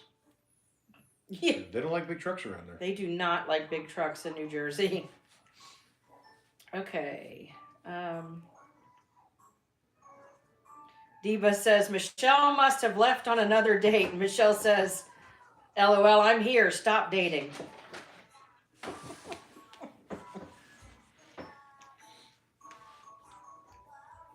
What other questions do you guys have? How many are still on? We have 81 on here right now. They're hanging out. You guys are troopers. Gary says, New Jersey treats everyone that way. Guys, a few years ago, coming back from Laconia, we decided to take 95 and come down because we wanted to go through like Rhode Island and Connecticut. Because we'd never been through those states yet before that direction. We'd always taken 84 through Connecticut. And in one of our little quests to check states off of our list of states we've been to, that was a good way to hit Rhode Island. And Rhode Island was really nice. That was kind of a nice 30 miles through there. Yeah. Sorry, it's a really small Little town. small. Yeah. Oh, town. State, yeah. not town. Yeah, it's a town that's called Chip a would state. have a fit. He'd be like, what? Yeah, Chip's from Rhode Island. Chip's from Rhode Island. He'd And be I like, always joke with people that, people ask me about making U-turns with Goliath, and I tell them that I can't make a U-turn in Rhode Island without going into Connecticut and Massachusetts both, which is almost true. But anyway, we came down 95, went through the Bronx, across the bridge into Jersey, and I tell you what, we weren't doing anything wrong. We were going a little bit under the speed limit just because traffic was heavy and we were towing the trailer. We were not in Goliath. We were in the Excursion still. It was before we bought the dually. We were in the Excursion towing the Overland. And so I'm only doing like 60 instead of 65, staying in my right lane. And people just flying by me, honking and flipping me off. I didn't even do anything. I was just driving. It's not like I cut anybody off or anything. They were just rude. I don't like rude people. no. There was a question up here that I was going to come back and answer. They were asking, does Chip just meet us on the way or does he come with us? He does not travel with us. He shows up, does his job, and he goes and does his own thing. When he's not working, he's on his own free time. Chad Cox. No, not all independent AMSOIL dealers honored prefer customer discounts. We do. I've made a point to do that for people over the years because not many people know what a PC is when it comes to AMSOIL. So if someone says to me, hey, I'm a PC with AMSOIL, I know what they're talking about, and I usually give them a discount. But no, not everybody does. Yeah, because truth is, guys, we lose money on it. And here's how it works. Preferred customers buy the oil at a discount. They have an account set up to do that. They pay their money to AMSOIL to have that account. So if I give you the discount, all that means is I carry the product someplace to hand it to you to make no money. And business-wise, it doesn't make any sense. So we have honored it before, but realistically, we shouldn't be, and we probably won't continue to. If you have a preferred customer account, you already have the means to order the product. I don't know why you would come to us and want a discount when you already get it. Just order it and have it shipped right to your house. Okay, Isabella says, I enjoyed my first time here. Thank you all for your help. I'll be watching for the next live broadcast. Good night to both of you. Good night, Thank you. Isabella. Hey, just Thank so you know, you. we're toying with doing this more often. It's kind of like I said, this is only our third live ever. But I think we're going to try to do it at least once a month, maybe a little bit more often. But as long as people are staying engaged, I don't mind. I just don't want that awkward weirdness where we're just sitting here trying to think of something to say. But I guess they all start out kind of that way. I mean, I watch a lot of other people's lives when it's live, like with Just Truckin' and Nick and even Schmidt. But just, I don't know, awkward, I guess. Is there certain things you want to see more of on our lives? Or is there more information you want Adam to share with you guys via YouTube through our videos? I thought it'd be funny to have all the kids and everything involved in it, but they're over there being all shy and stuff. They're over there on their phones, Carol and hanging I out in are the corner. really busy playing Battleship right now. Okay, yeah, they're playing Battleship, so yeah, priorities. And the grandkids are watching TV in our room, and Well, that's just to keep them quiet. 'Cause if yeah, they're out and here our playing, they granddaughter make so is much doing her noise. kidopia, so whatever keeps them quiet, because otherwise they'd be hamming it up right now. They still just picked a favorite. Okay. Oh, did they pick a favorite? But I'm, No, because they don't want what's brewing 59? I live in Rhode Island now and want to move to North Carolina. What part of North Carolina are you wanting to move to? Because it's broken up into 3 different sections. Obviously we have the ocean side, we have the mountain side, and I think the middle is called Piedmont. Something Not like that. mistaken? Yeah, I got the shores, Piedmont, and the mountains. Debo wants to know, can you guys do any bike events in Canada? The key word there being can. I think we can, but I don't know. I've never looked into doing it in Canada, so I really don't know whether legally we'd be even allowed to without some kind of special license to do our services in another country. I don't know how that would work, to be honest. I'm not opposed to it, but are there any big events up there that would justify that kind of a drive and where we could actually make some money? I don't know. Ask the kids, can dad sing? He's too shy to do it around us. Yeah, I don't think I can sing. I don't know if they can hear you way over yonder. Oh, they can hear me. I mean, I'll sing in my truck when the windows are up and no one can hear me, but I don't think I'd ever try to. Like, are you talking karaoke? Like he sings Katy Perry "Firework" in the truck. No way. No, probably not. If I did, it would have to be something like deep, like Glenn Danzig or something. I don't know. The only time that he used to sing a lot was when Michaela was a baby. He used to sing her Danzig songs to get her to go to sleep. When he Not would just rock her to Danzig, sleep. I'd also sing her like I sing Lightning Crashes. Like, to I her was a gonna lot. say Lightning Crashes, you'd sing that to her. Can't think of the damn name of the band now. Oh Lord, somebody help us, because I'm sure you guys know what song we're talking about. And But the key thing there is she was too young to tell me to shut up, so I got away with it for a while. yeah, we don't typically get slosh. We're pretty boring people. Guys, I haven't drank in years, and I mean we're just not drinkers. I'll enjoy a beer once in a while. She'll enjoy a glass Have you of wine noticed once in we're a while. kind of chunky? So we prefer food. That's our thing. Yeah, which is really hard right now because we're starving. Okay, Flipping the Blue Mule says, okay, kids, stay safe. Catch you next time. Bye, Flip. Later, Flip. See you soon. Chad Cox says, how do you handle taxes working in so many different states? It can be a pain in the butt because the tax rules are different for just about every state. The easiest one is Laconia because there is no sales tax in Laconia, so I don't have to deal with it. I don't charge customers tax. I don't collect tax. I don't have to remit tax. But every other place we go, there's a set of rules and guidelines. There's a different tax rate almost everywhere we go. And so like in Florida, we are a Florida corporation. I mean, our LLC is actually a Florida LLC. Because even though we live in North Carolina, we do not conduct any business in North Carolina whatsoever. But we do more shows in Florida than we do in any other state. And because our business started in Florida, we just kept it as a Florida business, even though we don't live there anymore. So we're set up as a permanent business in Florida. So every 30 days, I have to basically file a tax remittance, even if I'm not there working. So like we don't work January or February at all, but no matter what, at the end of January, I have to fill out the coupon, say what our sales were, which is a big fat 0, and then what our tax due is, which is a big fat 0, and I have to mail it in. If I don't mail it in, I get a $50 fine. On the months that we are there doing work, then, you know, I calculate the sales, I calculate the tax collected, and we remit that. When we are in places like South Dakota, it works exactly the same way, but we have to apply for a temporary permit before we go there. So we'll send all the paperwork in ahead of time. They give us our little business license, and then you're supposed to pay it before you leave town. But lately I've just been doing it online before we leave town. I just go online, I can type it in with a credit card. But now, like, we used to do shows in Arkansas. Like I told you, we did the Hot Springs Rally. We also used to do the Bikes, Blues, and Barbecue back in the days.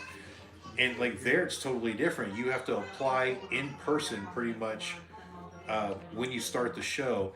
And then every night at a certain time during the rally, the tax collector comes by with law enforcement officers and holds their hand out. And so we have to like actually close our business day early because like if we know that they're going to be there around 9, we close the business day at 8:30, even though we're open till 1 o'clock in the morning at Bikes, Blues, and Barbecue, which sucks, by the way. But there, a lot of times we're open really late, but we close the business day at 8:30. We immediately calculate the taxes. We give it to them in cash, which is, I think, is crazy. stuff it in an envelope with a piece of paper. So what I would do, I would literally take a picture of the cash and the paper as I put it in the envelope and give it to them. That way, if it comes up missing, I can prove that I did it. You know what I mean?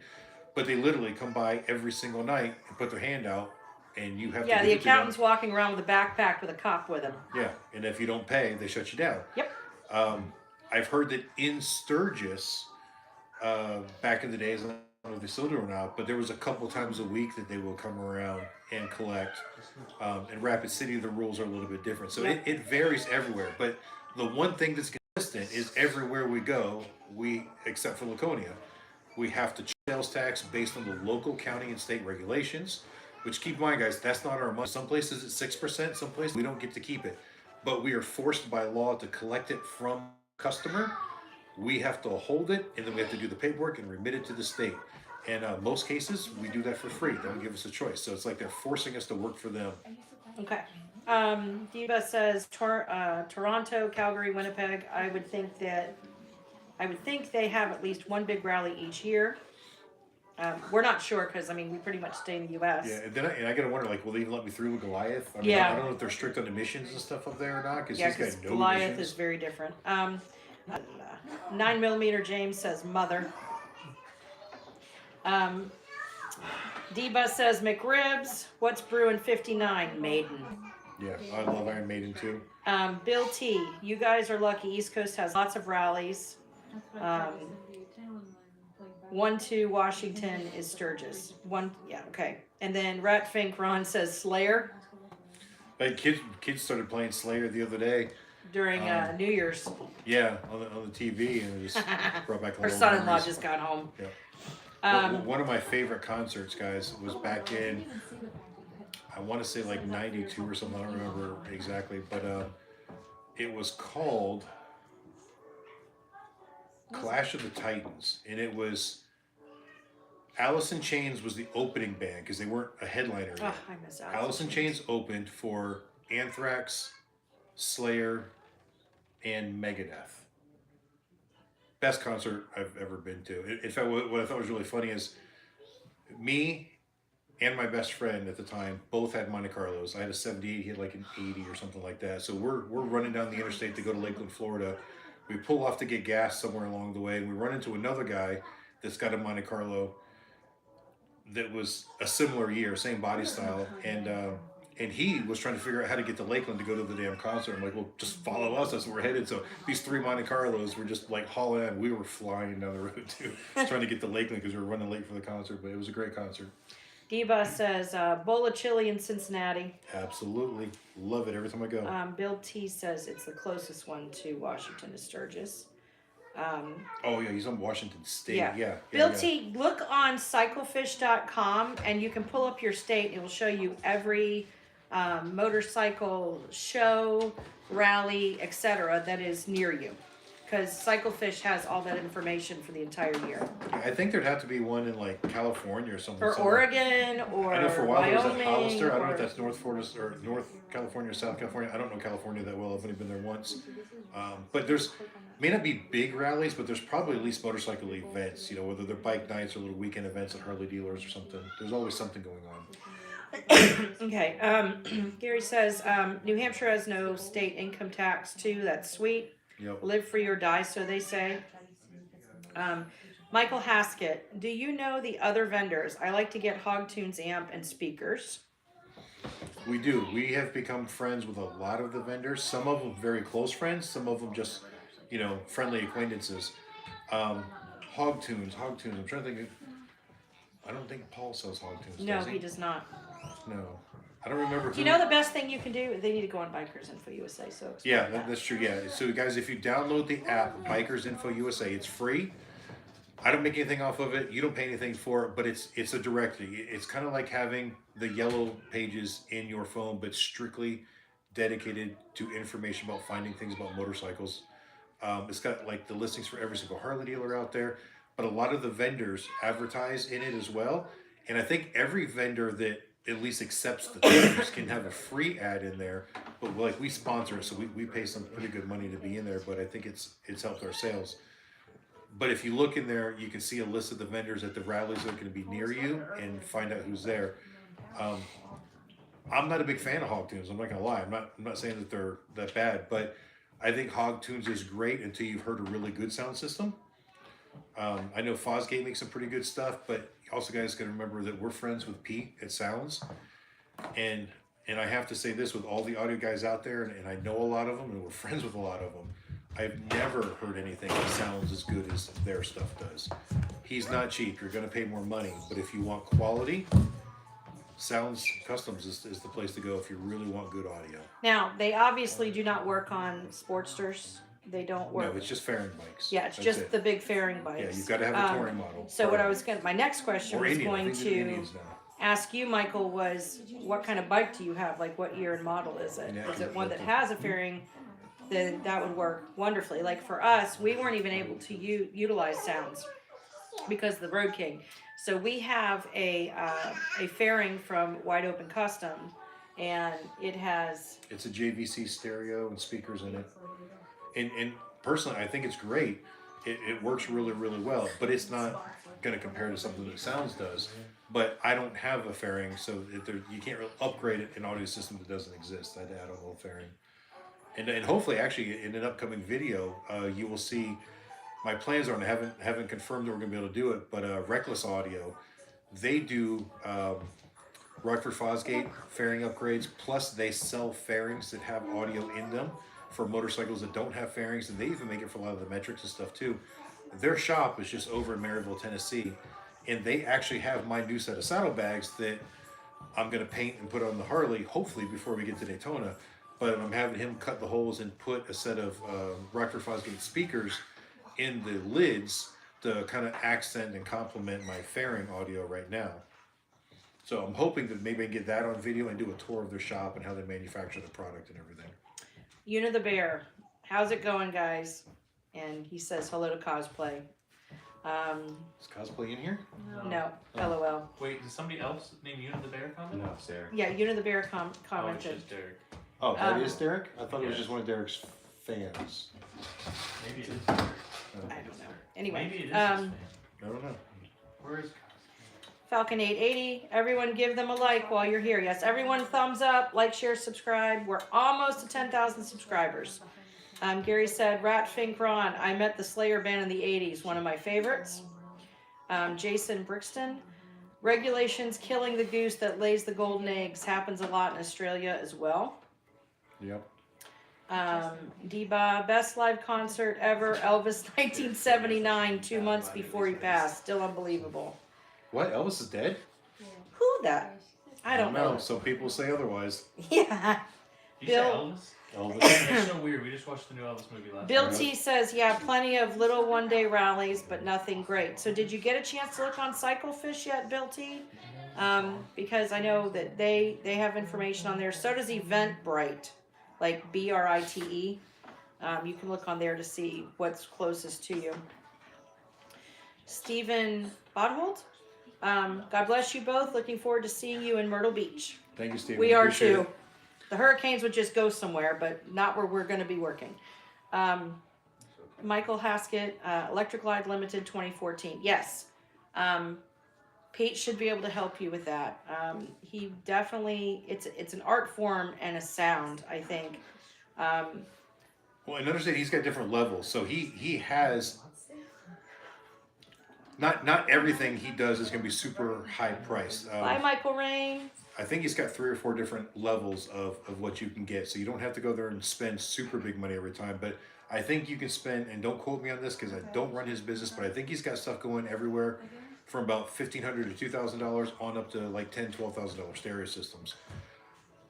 But here's what I will say about sounds that is why I like his stuff better than most, is that there's a lot of audio vendors out there that are installing stereo systems and components that are manufactured by a company like Rockford Fosgate or many other brands. So they're installers, right? They're not audio guys. They're installers. And I'm not saying that they're not good. Many of them know what they're doing, because even Paul at Fairing Exchange, he makes some really good sounds. Yeah, he does a pretty good job. But like it's not his product is what I'm trying to say here. And the thing that I absolutely love about Sounds is that it's his product. He's not installing speakers from one company or an amp from a company. It's all his. He makes the designed it speakers himself, he everything. makes the amps. He makes the wiring harnesses to make everything clean and neat and professional. You're never going to get these god awful zip tied wires running all over your bike that look terrible, that drive me crazy when I work on it afterwards because I'm OCD about stuff like that. He's an absolute professional, and he's designed his system to work very, very well. Now, I'm not an audio guy. I can't give you specifics. I just know that I approve of what he does because I know how meticulous he is about the way his product is built and the way it is installed. He shares the same disgust that I have when he takes a bike apart and there's been somebody in there that should have never worked on a motorcycle beforehand, and the wiring's all bad, things are butchered. He's top notch. He really is. Okay. And I know that's arguable, but that's my take on it. Christian Shaw, thumbs up. Thank you for that. Una the Bear, I guess, is cosplay. Okay. Hi, Derek. Hi, Derek. And then Michael left. Deba asked, "Is there a rally in Tampa or Clearwater for you guys?" I said, "Not for us, Actually, no." right now, as we speak, there's one down in Gibtown. Gibtown, yeah. I don't know how far that is actually from Tampa, but it's not that far, I don't think. But again, it's too small for us to go down there. The Amsoil dealers that we used to work with, Mo and Bob Watford, they used to work it. I don't think they are anymore. So there's probably a window there. I could go work it, but again, it's one of those little weekend. It's not a rally. It's more of a bike event, I should say. Yeah. And I just don't think that with the fuel costs and everything, I don't think we could make enough money going down there to do it. Especially when there's nothing else to do right then. Like if it was the weekend before Daytona, I might consider it because then Daytona pays for that fuel. But to do a standalone show like that, it just doesn't make any sense. Yeah, at the sometimes, level I mean, we're at. it is really labor intensive for us to set up the rig and break it down. And there are some days, well, most days, when it's our last day, we're breaking down that rig before we get cleaned up and we go drive to wherever we're headed to next.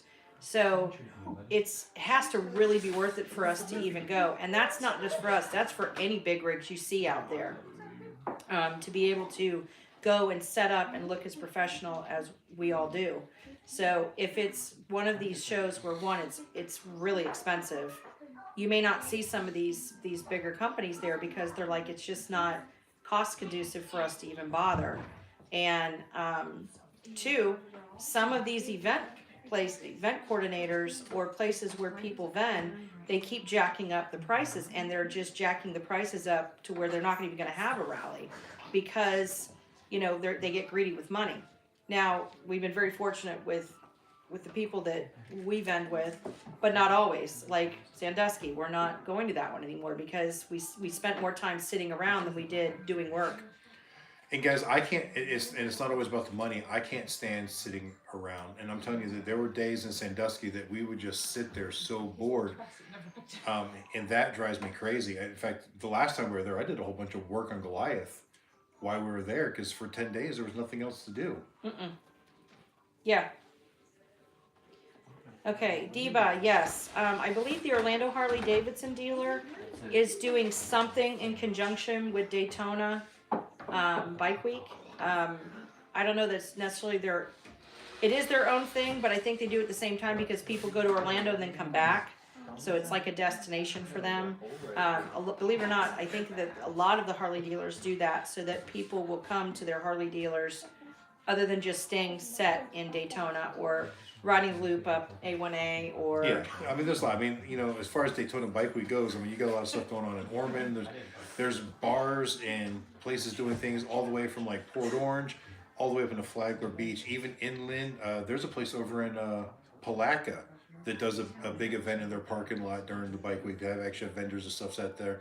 And that's like, 60, 80 miles away. But people go ride those back roads. It's kind of like Sturgis.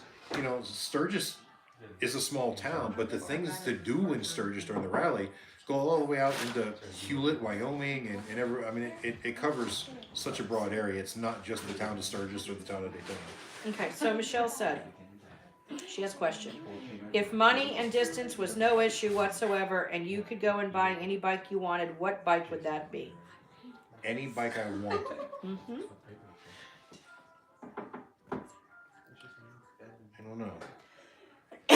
Guys, what makes this a hard question is there are so many bikes that I really like. And I look at motorcycles like tools, that some motorcycles are good for one thing and other motorcycles are good for different things. And that's why I actually have so many motorcycles. I know you guys haven't seen all of them, but like I've got a KTM Supermoto out in the shop. And The like, Duke. yeah, and for me, like when you're out here riding the mountain roads, that's really the fun bike to ride. I need to go out there and work on it, put it back on the road. I haven't ridden it in a couple of years. But if I could only pick one bike, That's a shame. I know it's going to sound weird. I'd probably go buy a Modus. Was that a Aprilia? No, Modus is a motorcycle that was made in Alabama a few years back. They're already out of business, but they had this really cool motorcycle design. It was a sport touring motorcycle, so comfortable enough to ride across the country, but still handled the corners really well. And it had like a V4 engine in it that was kind of designed like an LS1 Chevrolet, like Corvette engine, but miniaturized. That'd be And- fun and in it- and a it was- go-kart. I've never ridden one yet, but I love the way they looked, and all the data and the specs on the motorcycle itself seemed very impressive. Unfortunately, new motorcycle startups in the US, they didn't survive, but I think their machine was awesome, and someday I would love to have one. But her and I were talking the other day. I actually I want to get a Road Glide sometime in the near future. I don't think it's going to happen right away. I will probably get at least a 2017 or newer because I want to do a Milwaukee 8 engine just because I already have a twin cam. Want to go to something different, but I want to make it handle my style of riding. I mean, you guys that have actually watched my ride videos, you know that I'm not a slouch on a motorcycle. Not at all. I'm not a racer by any means, but I don't like going slow on my bike. I have no problem going through corners fast, and I live in one of the best places to enjoy curvy roads. My bike, Why don't you guys now- come do that on camera? the Road King right now, does not like the way I try to ride it. It's a great bike, don't get me wrong, but it can't handle what I want it to do. And I've said this before, where I feel that It's in the refrigerator. I cut it feel out. that the Road King is going to be the bike that kills me, because sometimes I forget what bike I'm on, and I'm coming into a turn, I'm pitched off the bike, I'm looking through the corner, ready to drag my knee through it, and then I realize, wait, that floorboard's hitting the ground way before my knee is. I'm going way too fast for this turn. So then I get a jam on the brakes, and it just, you can ask Talon. He's Or seen the me. neck wobble. Yeah, he's seen me. Yeah, and I go through turns so fast that I get that very unstable chassis shaking a lot. So I'd like to take a Road Glide and set it up as a performance bike. If you guys watch Cycle Fanatics, he kind of touched on it a little bit with his new build, but I want to go a little bit further than what he did. I want to do the full Olin suspension with the inverted forks, the T-bars, the mid footrest and all that stuff. Set it up more like a sport bike, but more comfortable. Because truth is, I love my sport bikes, but at my age and my size and my weight, I'm just not comfortable on them anymore for long periods. So for the street, I want something that I can go out there and actually have fun on and still be comfortable. All right, where did we go? Yeah, 2007 was the first year the M8 had an oil pump something problems. Yes, you are correct. They did. But that's actually really easy to fix. And if I can buy the bike cheap enough, I don't mind doing the work. I'd much rather buy an affordable bike. Guys, you know me, I don't spend money on new stuff. I refuse to buy brand new because you waste so much money when you buy something brand new, especially in the automotive field. I know Harleys don't drop their value as much as some things do, but no matter what, you buy a good, healthy used bike, you never lose any money on it if you do it the right way. This is true. And I don't mind putting the work into it.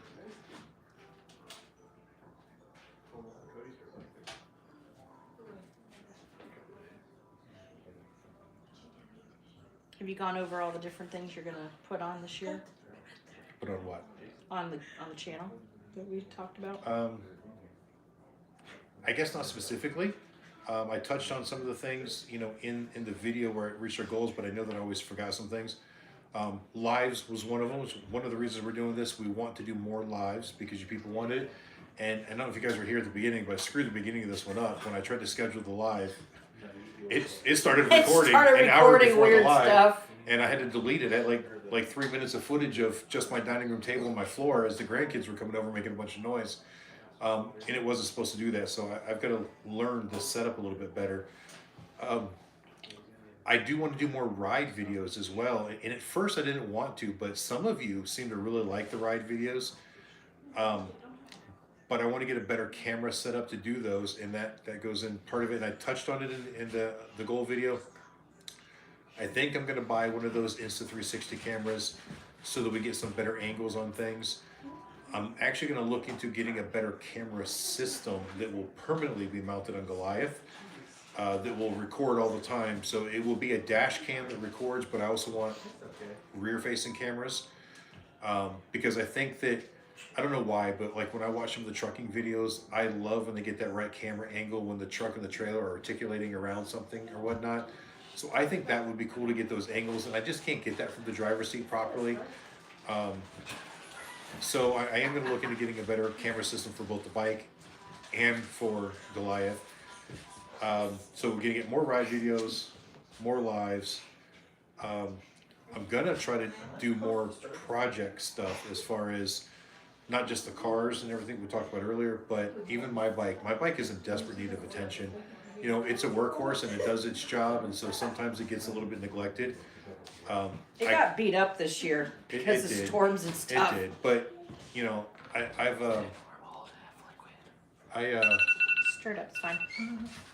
so I custom fit that rear fender on there back in 2018, and it was kind of a mock-up. So everybody said I couldn't do it. It's like a 2012 or 2013 Street Glide fender on a 2004 Road King.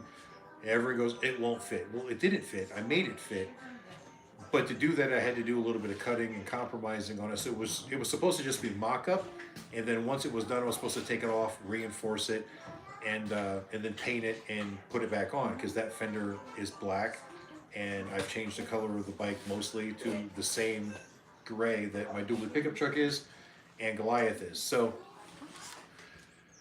4 years later, it's still in mock-up stage. I never took it back apart. If you guys saw the beginning of last year, I drilled a couple holes in the fender and bolted a bracket on there to stop where it was cracking, because without that proper support, it was starting to split. But like I said, I've got some sponsors that may possibly come in and work with the motorcycle, so we're gonna do some videos about installing those parts and why those parts are good, because I'm not gonna put junk parts on my bike. It's got to be parts that I believe in, that I like. And so, you know, I think the build videos there might do well. I've got like an inclination to do some. It's fine. Some more like shop tours.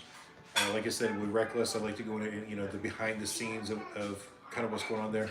I know Bob and Tam have done a couple, like where they did, I think they did Clockworks, and they also did Dakota Digital Gauges. So maybe I won't do those, but like I said, I got really good friends over at Reckless and stuff like that. So it'd be kind of neat to do some of those. I know some people really like that behind the scenes, how things are done and how things are made. So might do a few of those. See, when I'm on the spot, I can't always think of everything. That's okay. But I know there's a whole list of things I want to do. I know you're probably gone, but Krister, thank you for hanging out with us. Good night. Diva says there's a jillion 2018s with less than 3,000 miles. Gary said, what about the camper? When is the next trip with that? And then CJ says, what do you mechanic guys do in the off season? Well, so for me in the off season, I just try to work on stuff around here.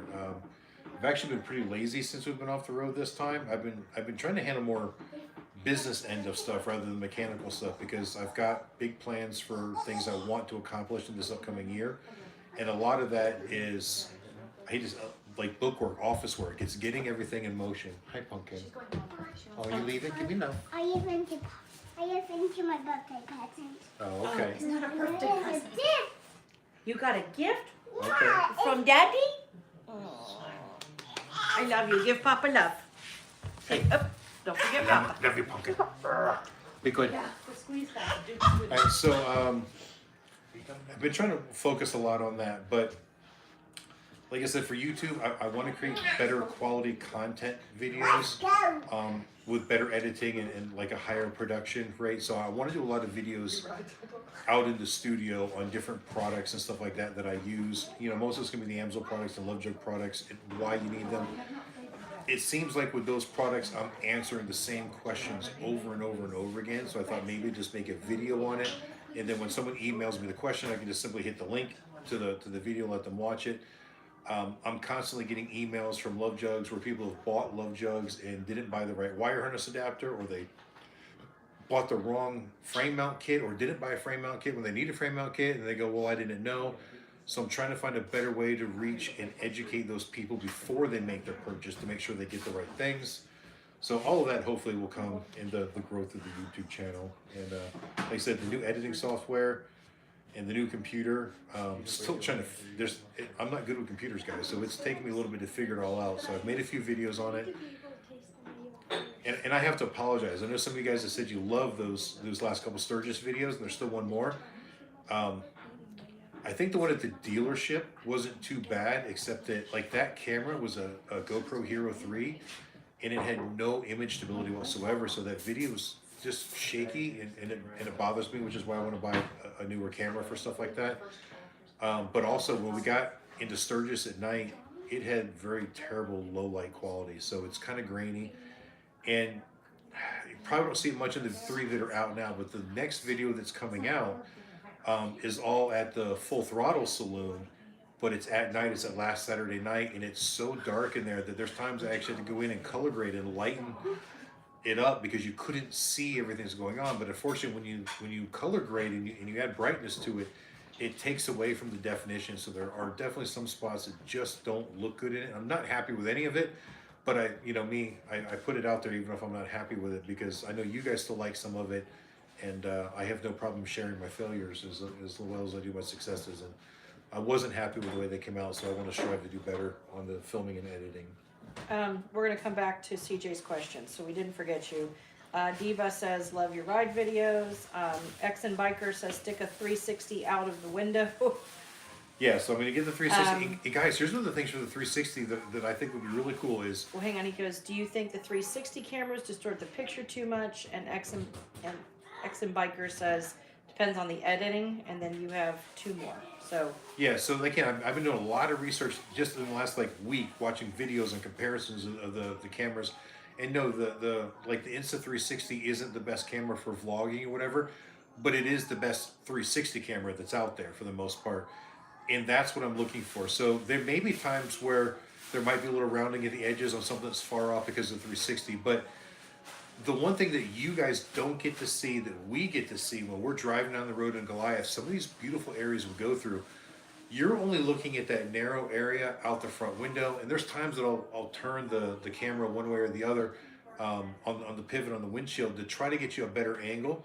But there's times that you can't see what's to my left that is absolutely beautiful when we're going through some of these mountains and these gorges and just... So my idea is to get that 360 camera up in a place out on one of the mirror brackets to where when I'm in post edit, I can actually choose what angle I see, because it's going to record everything, whether I point the camera there or not. And then I think you guys will see more of what we see. And I think that is going to make it a little bit more amazing in some of the places that we go to. Especially like when we went to Red Lodge, guys, I've said it before, but I cannot tell you how absolutely beautiful it was. even though it was all torn up and messed up over there, But it going was stunning. south out of that town and actually going, down towards, where Beartooth Pass would go up over the mountain. I've never seen anything like that before. And the way I record on the bike, you just don't get the right angle with using my phone on there. So I think that's going to add something. I can change angles. I've seen some people do some pretty cool stuff in 360s. There's going to be a learning curve there. But I think I'm also going to upgrade my iPhone before Bike Week to the iPhone 14, because the camera on that thing is apparently absolutely amazing. Katie got the 13 a couple of months ago, and even her camera blows my camera away. And my camera's great, and hers is just even better. And then the 14 makes hers look sloppy. So, and I think the phone's kind of important because I've always got that with me, and that's my primary tool. That's what we're recording on, or doing the live on right now is my phone. I use it for 90% of the recording that we do. So that should lead to better film quality. Sorry, I'm rambling. Guys, this is why I got to edit so much out of my videos. I talk way too much. Falcon when you get me going. 880. If you see it, hey, thank you for joining us tonight and have a good night. So go back to the and CJ. He also does work on some local people's stuff around here. We do have a small clientele around here, and sometimes they will call him and just say, hey, when are you going to be back in town? Or can you order something for me and work me in if you're going to be home for a few days? And Adam will order parts, have them there. So if it's something that's a quick turnaround, he could do real quick for some of our clientele here. Otherwise, we'll try to get it taken care of through the winter months. We've even had customers we've met on the road come up here who live in Atlanta or nearby, and they just ride up here. Adam does some work for them, and then they take off and go do their ride. So I hope that answers that question. Yeah, we touched on that And earlier then too, but I'm not taking any more big projects in. Right, and then Gary wanted to know about the camper, but I'll read these couple little ones at I the assume you bottom. mean the struggle bus? Yes, Well, let me answer that before we go to the okay, other one. because you've got All right, so the struggle bus, we did a few videos on trying to fix the plumbing and so on and so forth. And then Gabe has been living in it for the last 2 weeks. And Gabe just left on Thursday, so it's only been a couple of days. We do have to get on that. Talon and I were talking about it the other day because Talon and Derek both want to go to Daytona and work Daytona with us this year. So that's what they're going to have to live in. So we've got to get it roadworthy. We got to figure out what's wrong with that cooling system, why it was overheating, because I don't want to take it to Florida where it could possibly be hot. Granted, we won't have to climb many mountains. I know it's normally But pretty cold in the spring. Sometimes it there at is, Daytona. but either way, I'd still like to fix it before we go.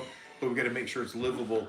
So that's the next trip planned for it. I don't know that a whole lot of exciting work is going to get done on it before then. You're wild. But I guess that they're going to plan on staying in it. We'll probably park it in the infield, and they'll just camp in there and then come out to work in the outfield or the park lot. I wonder if we can do it live on that Saturday when we are doing the motocross. We can do it live whenever we want. But You guys tell us what you think. Should we do a live on the first Saturday if of they even do Daytona? motocross with us this year. If they do motocross with us, because they usually, they do like a VIP party for us vendors. Remember they didn't last year. Last year we just got to go see the race. Yeah, they didn't last year. We were just able to go see the race, but Speedway's been cheaping out. Like we don't pay them tons of money to be there. right. But if they do the VIP party, maybe we could do a live while we're up there.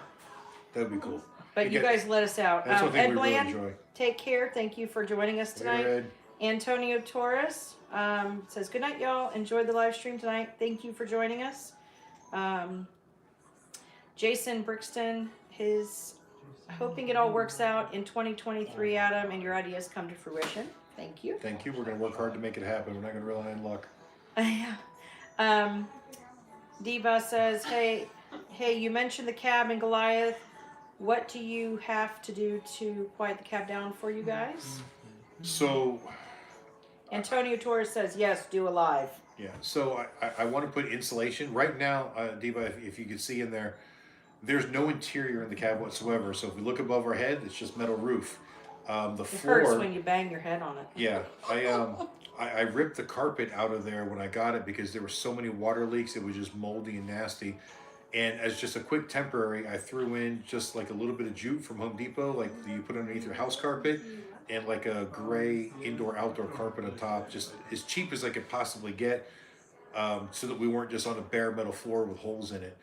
And now that we've got most of the roof leaks fixed, that tar stuff finally dried up a little bit. It's not that great, but it's not leaking anymore. But I still need to redo that something up there. So I'm afraid to do too much because it'll get ruined. But I need to put insulation up there. I was gonna do like can't think of what the stuff's called right now, but it's a sound deadening sticky stuff.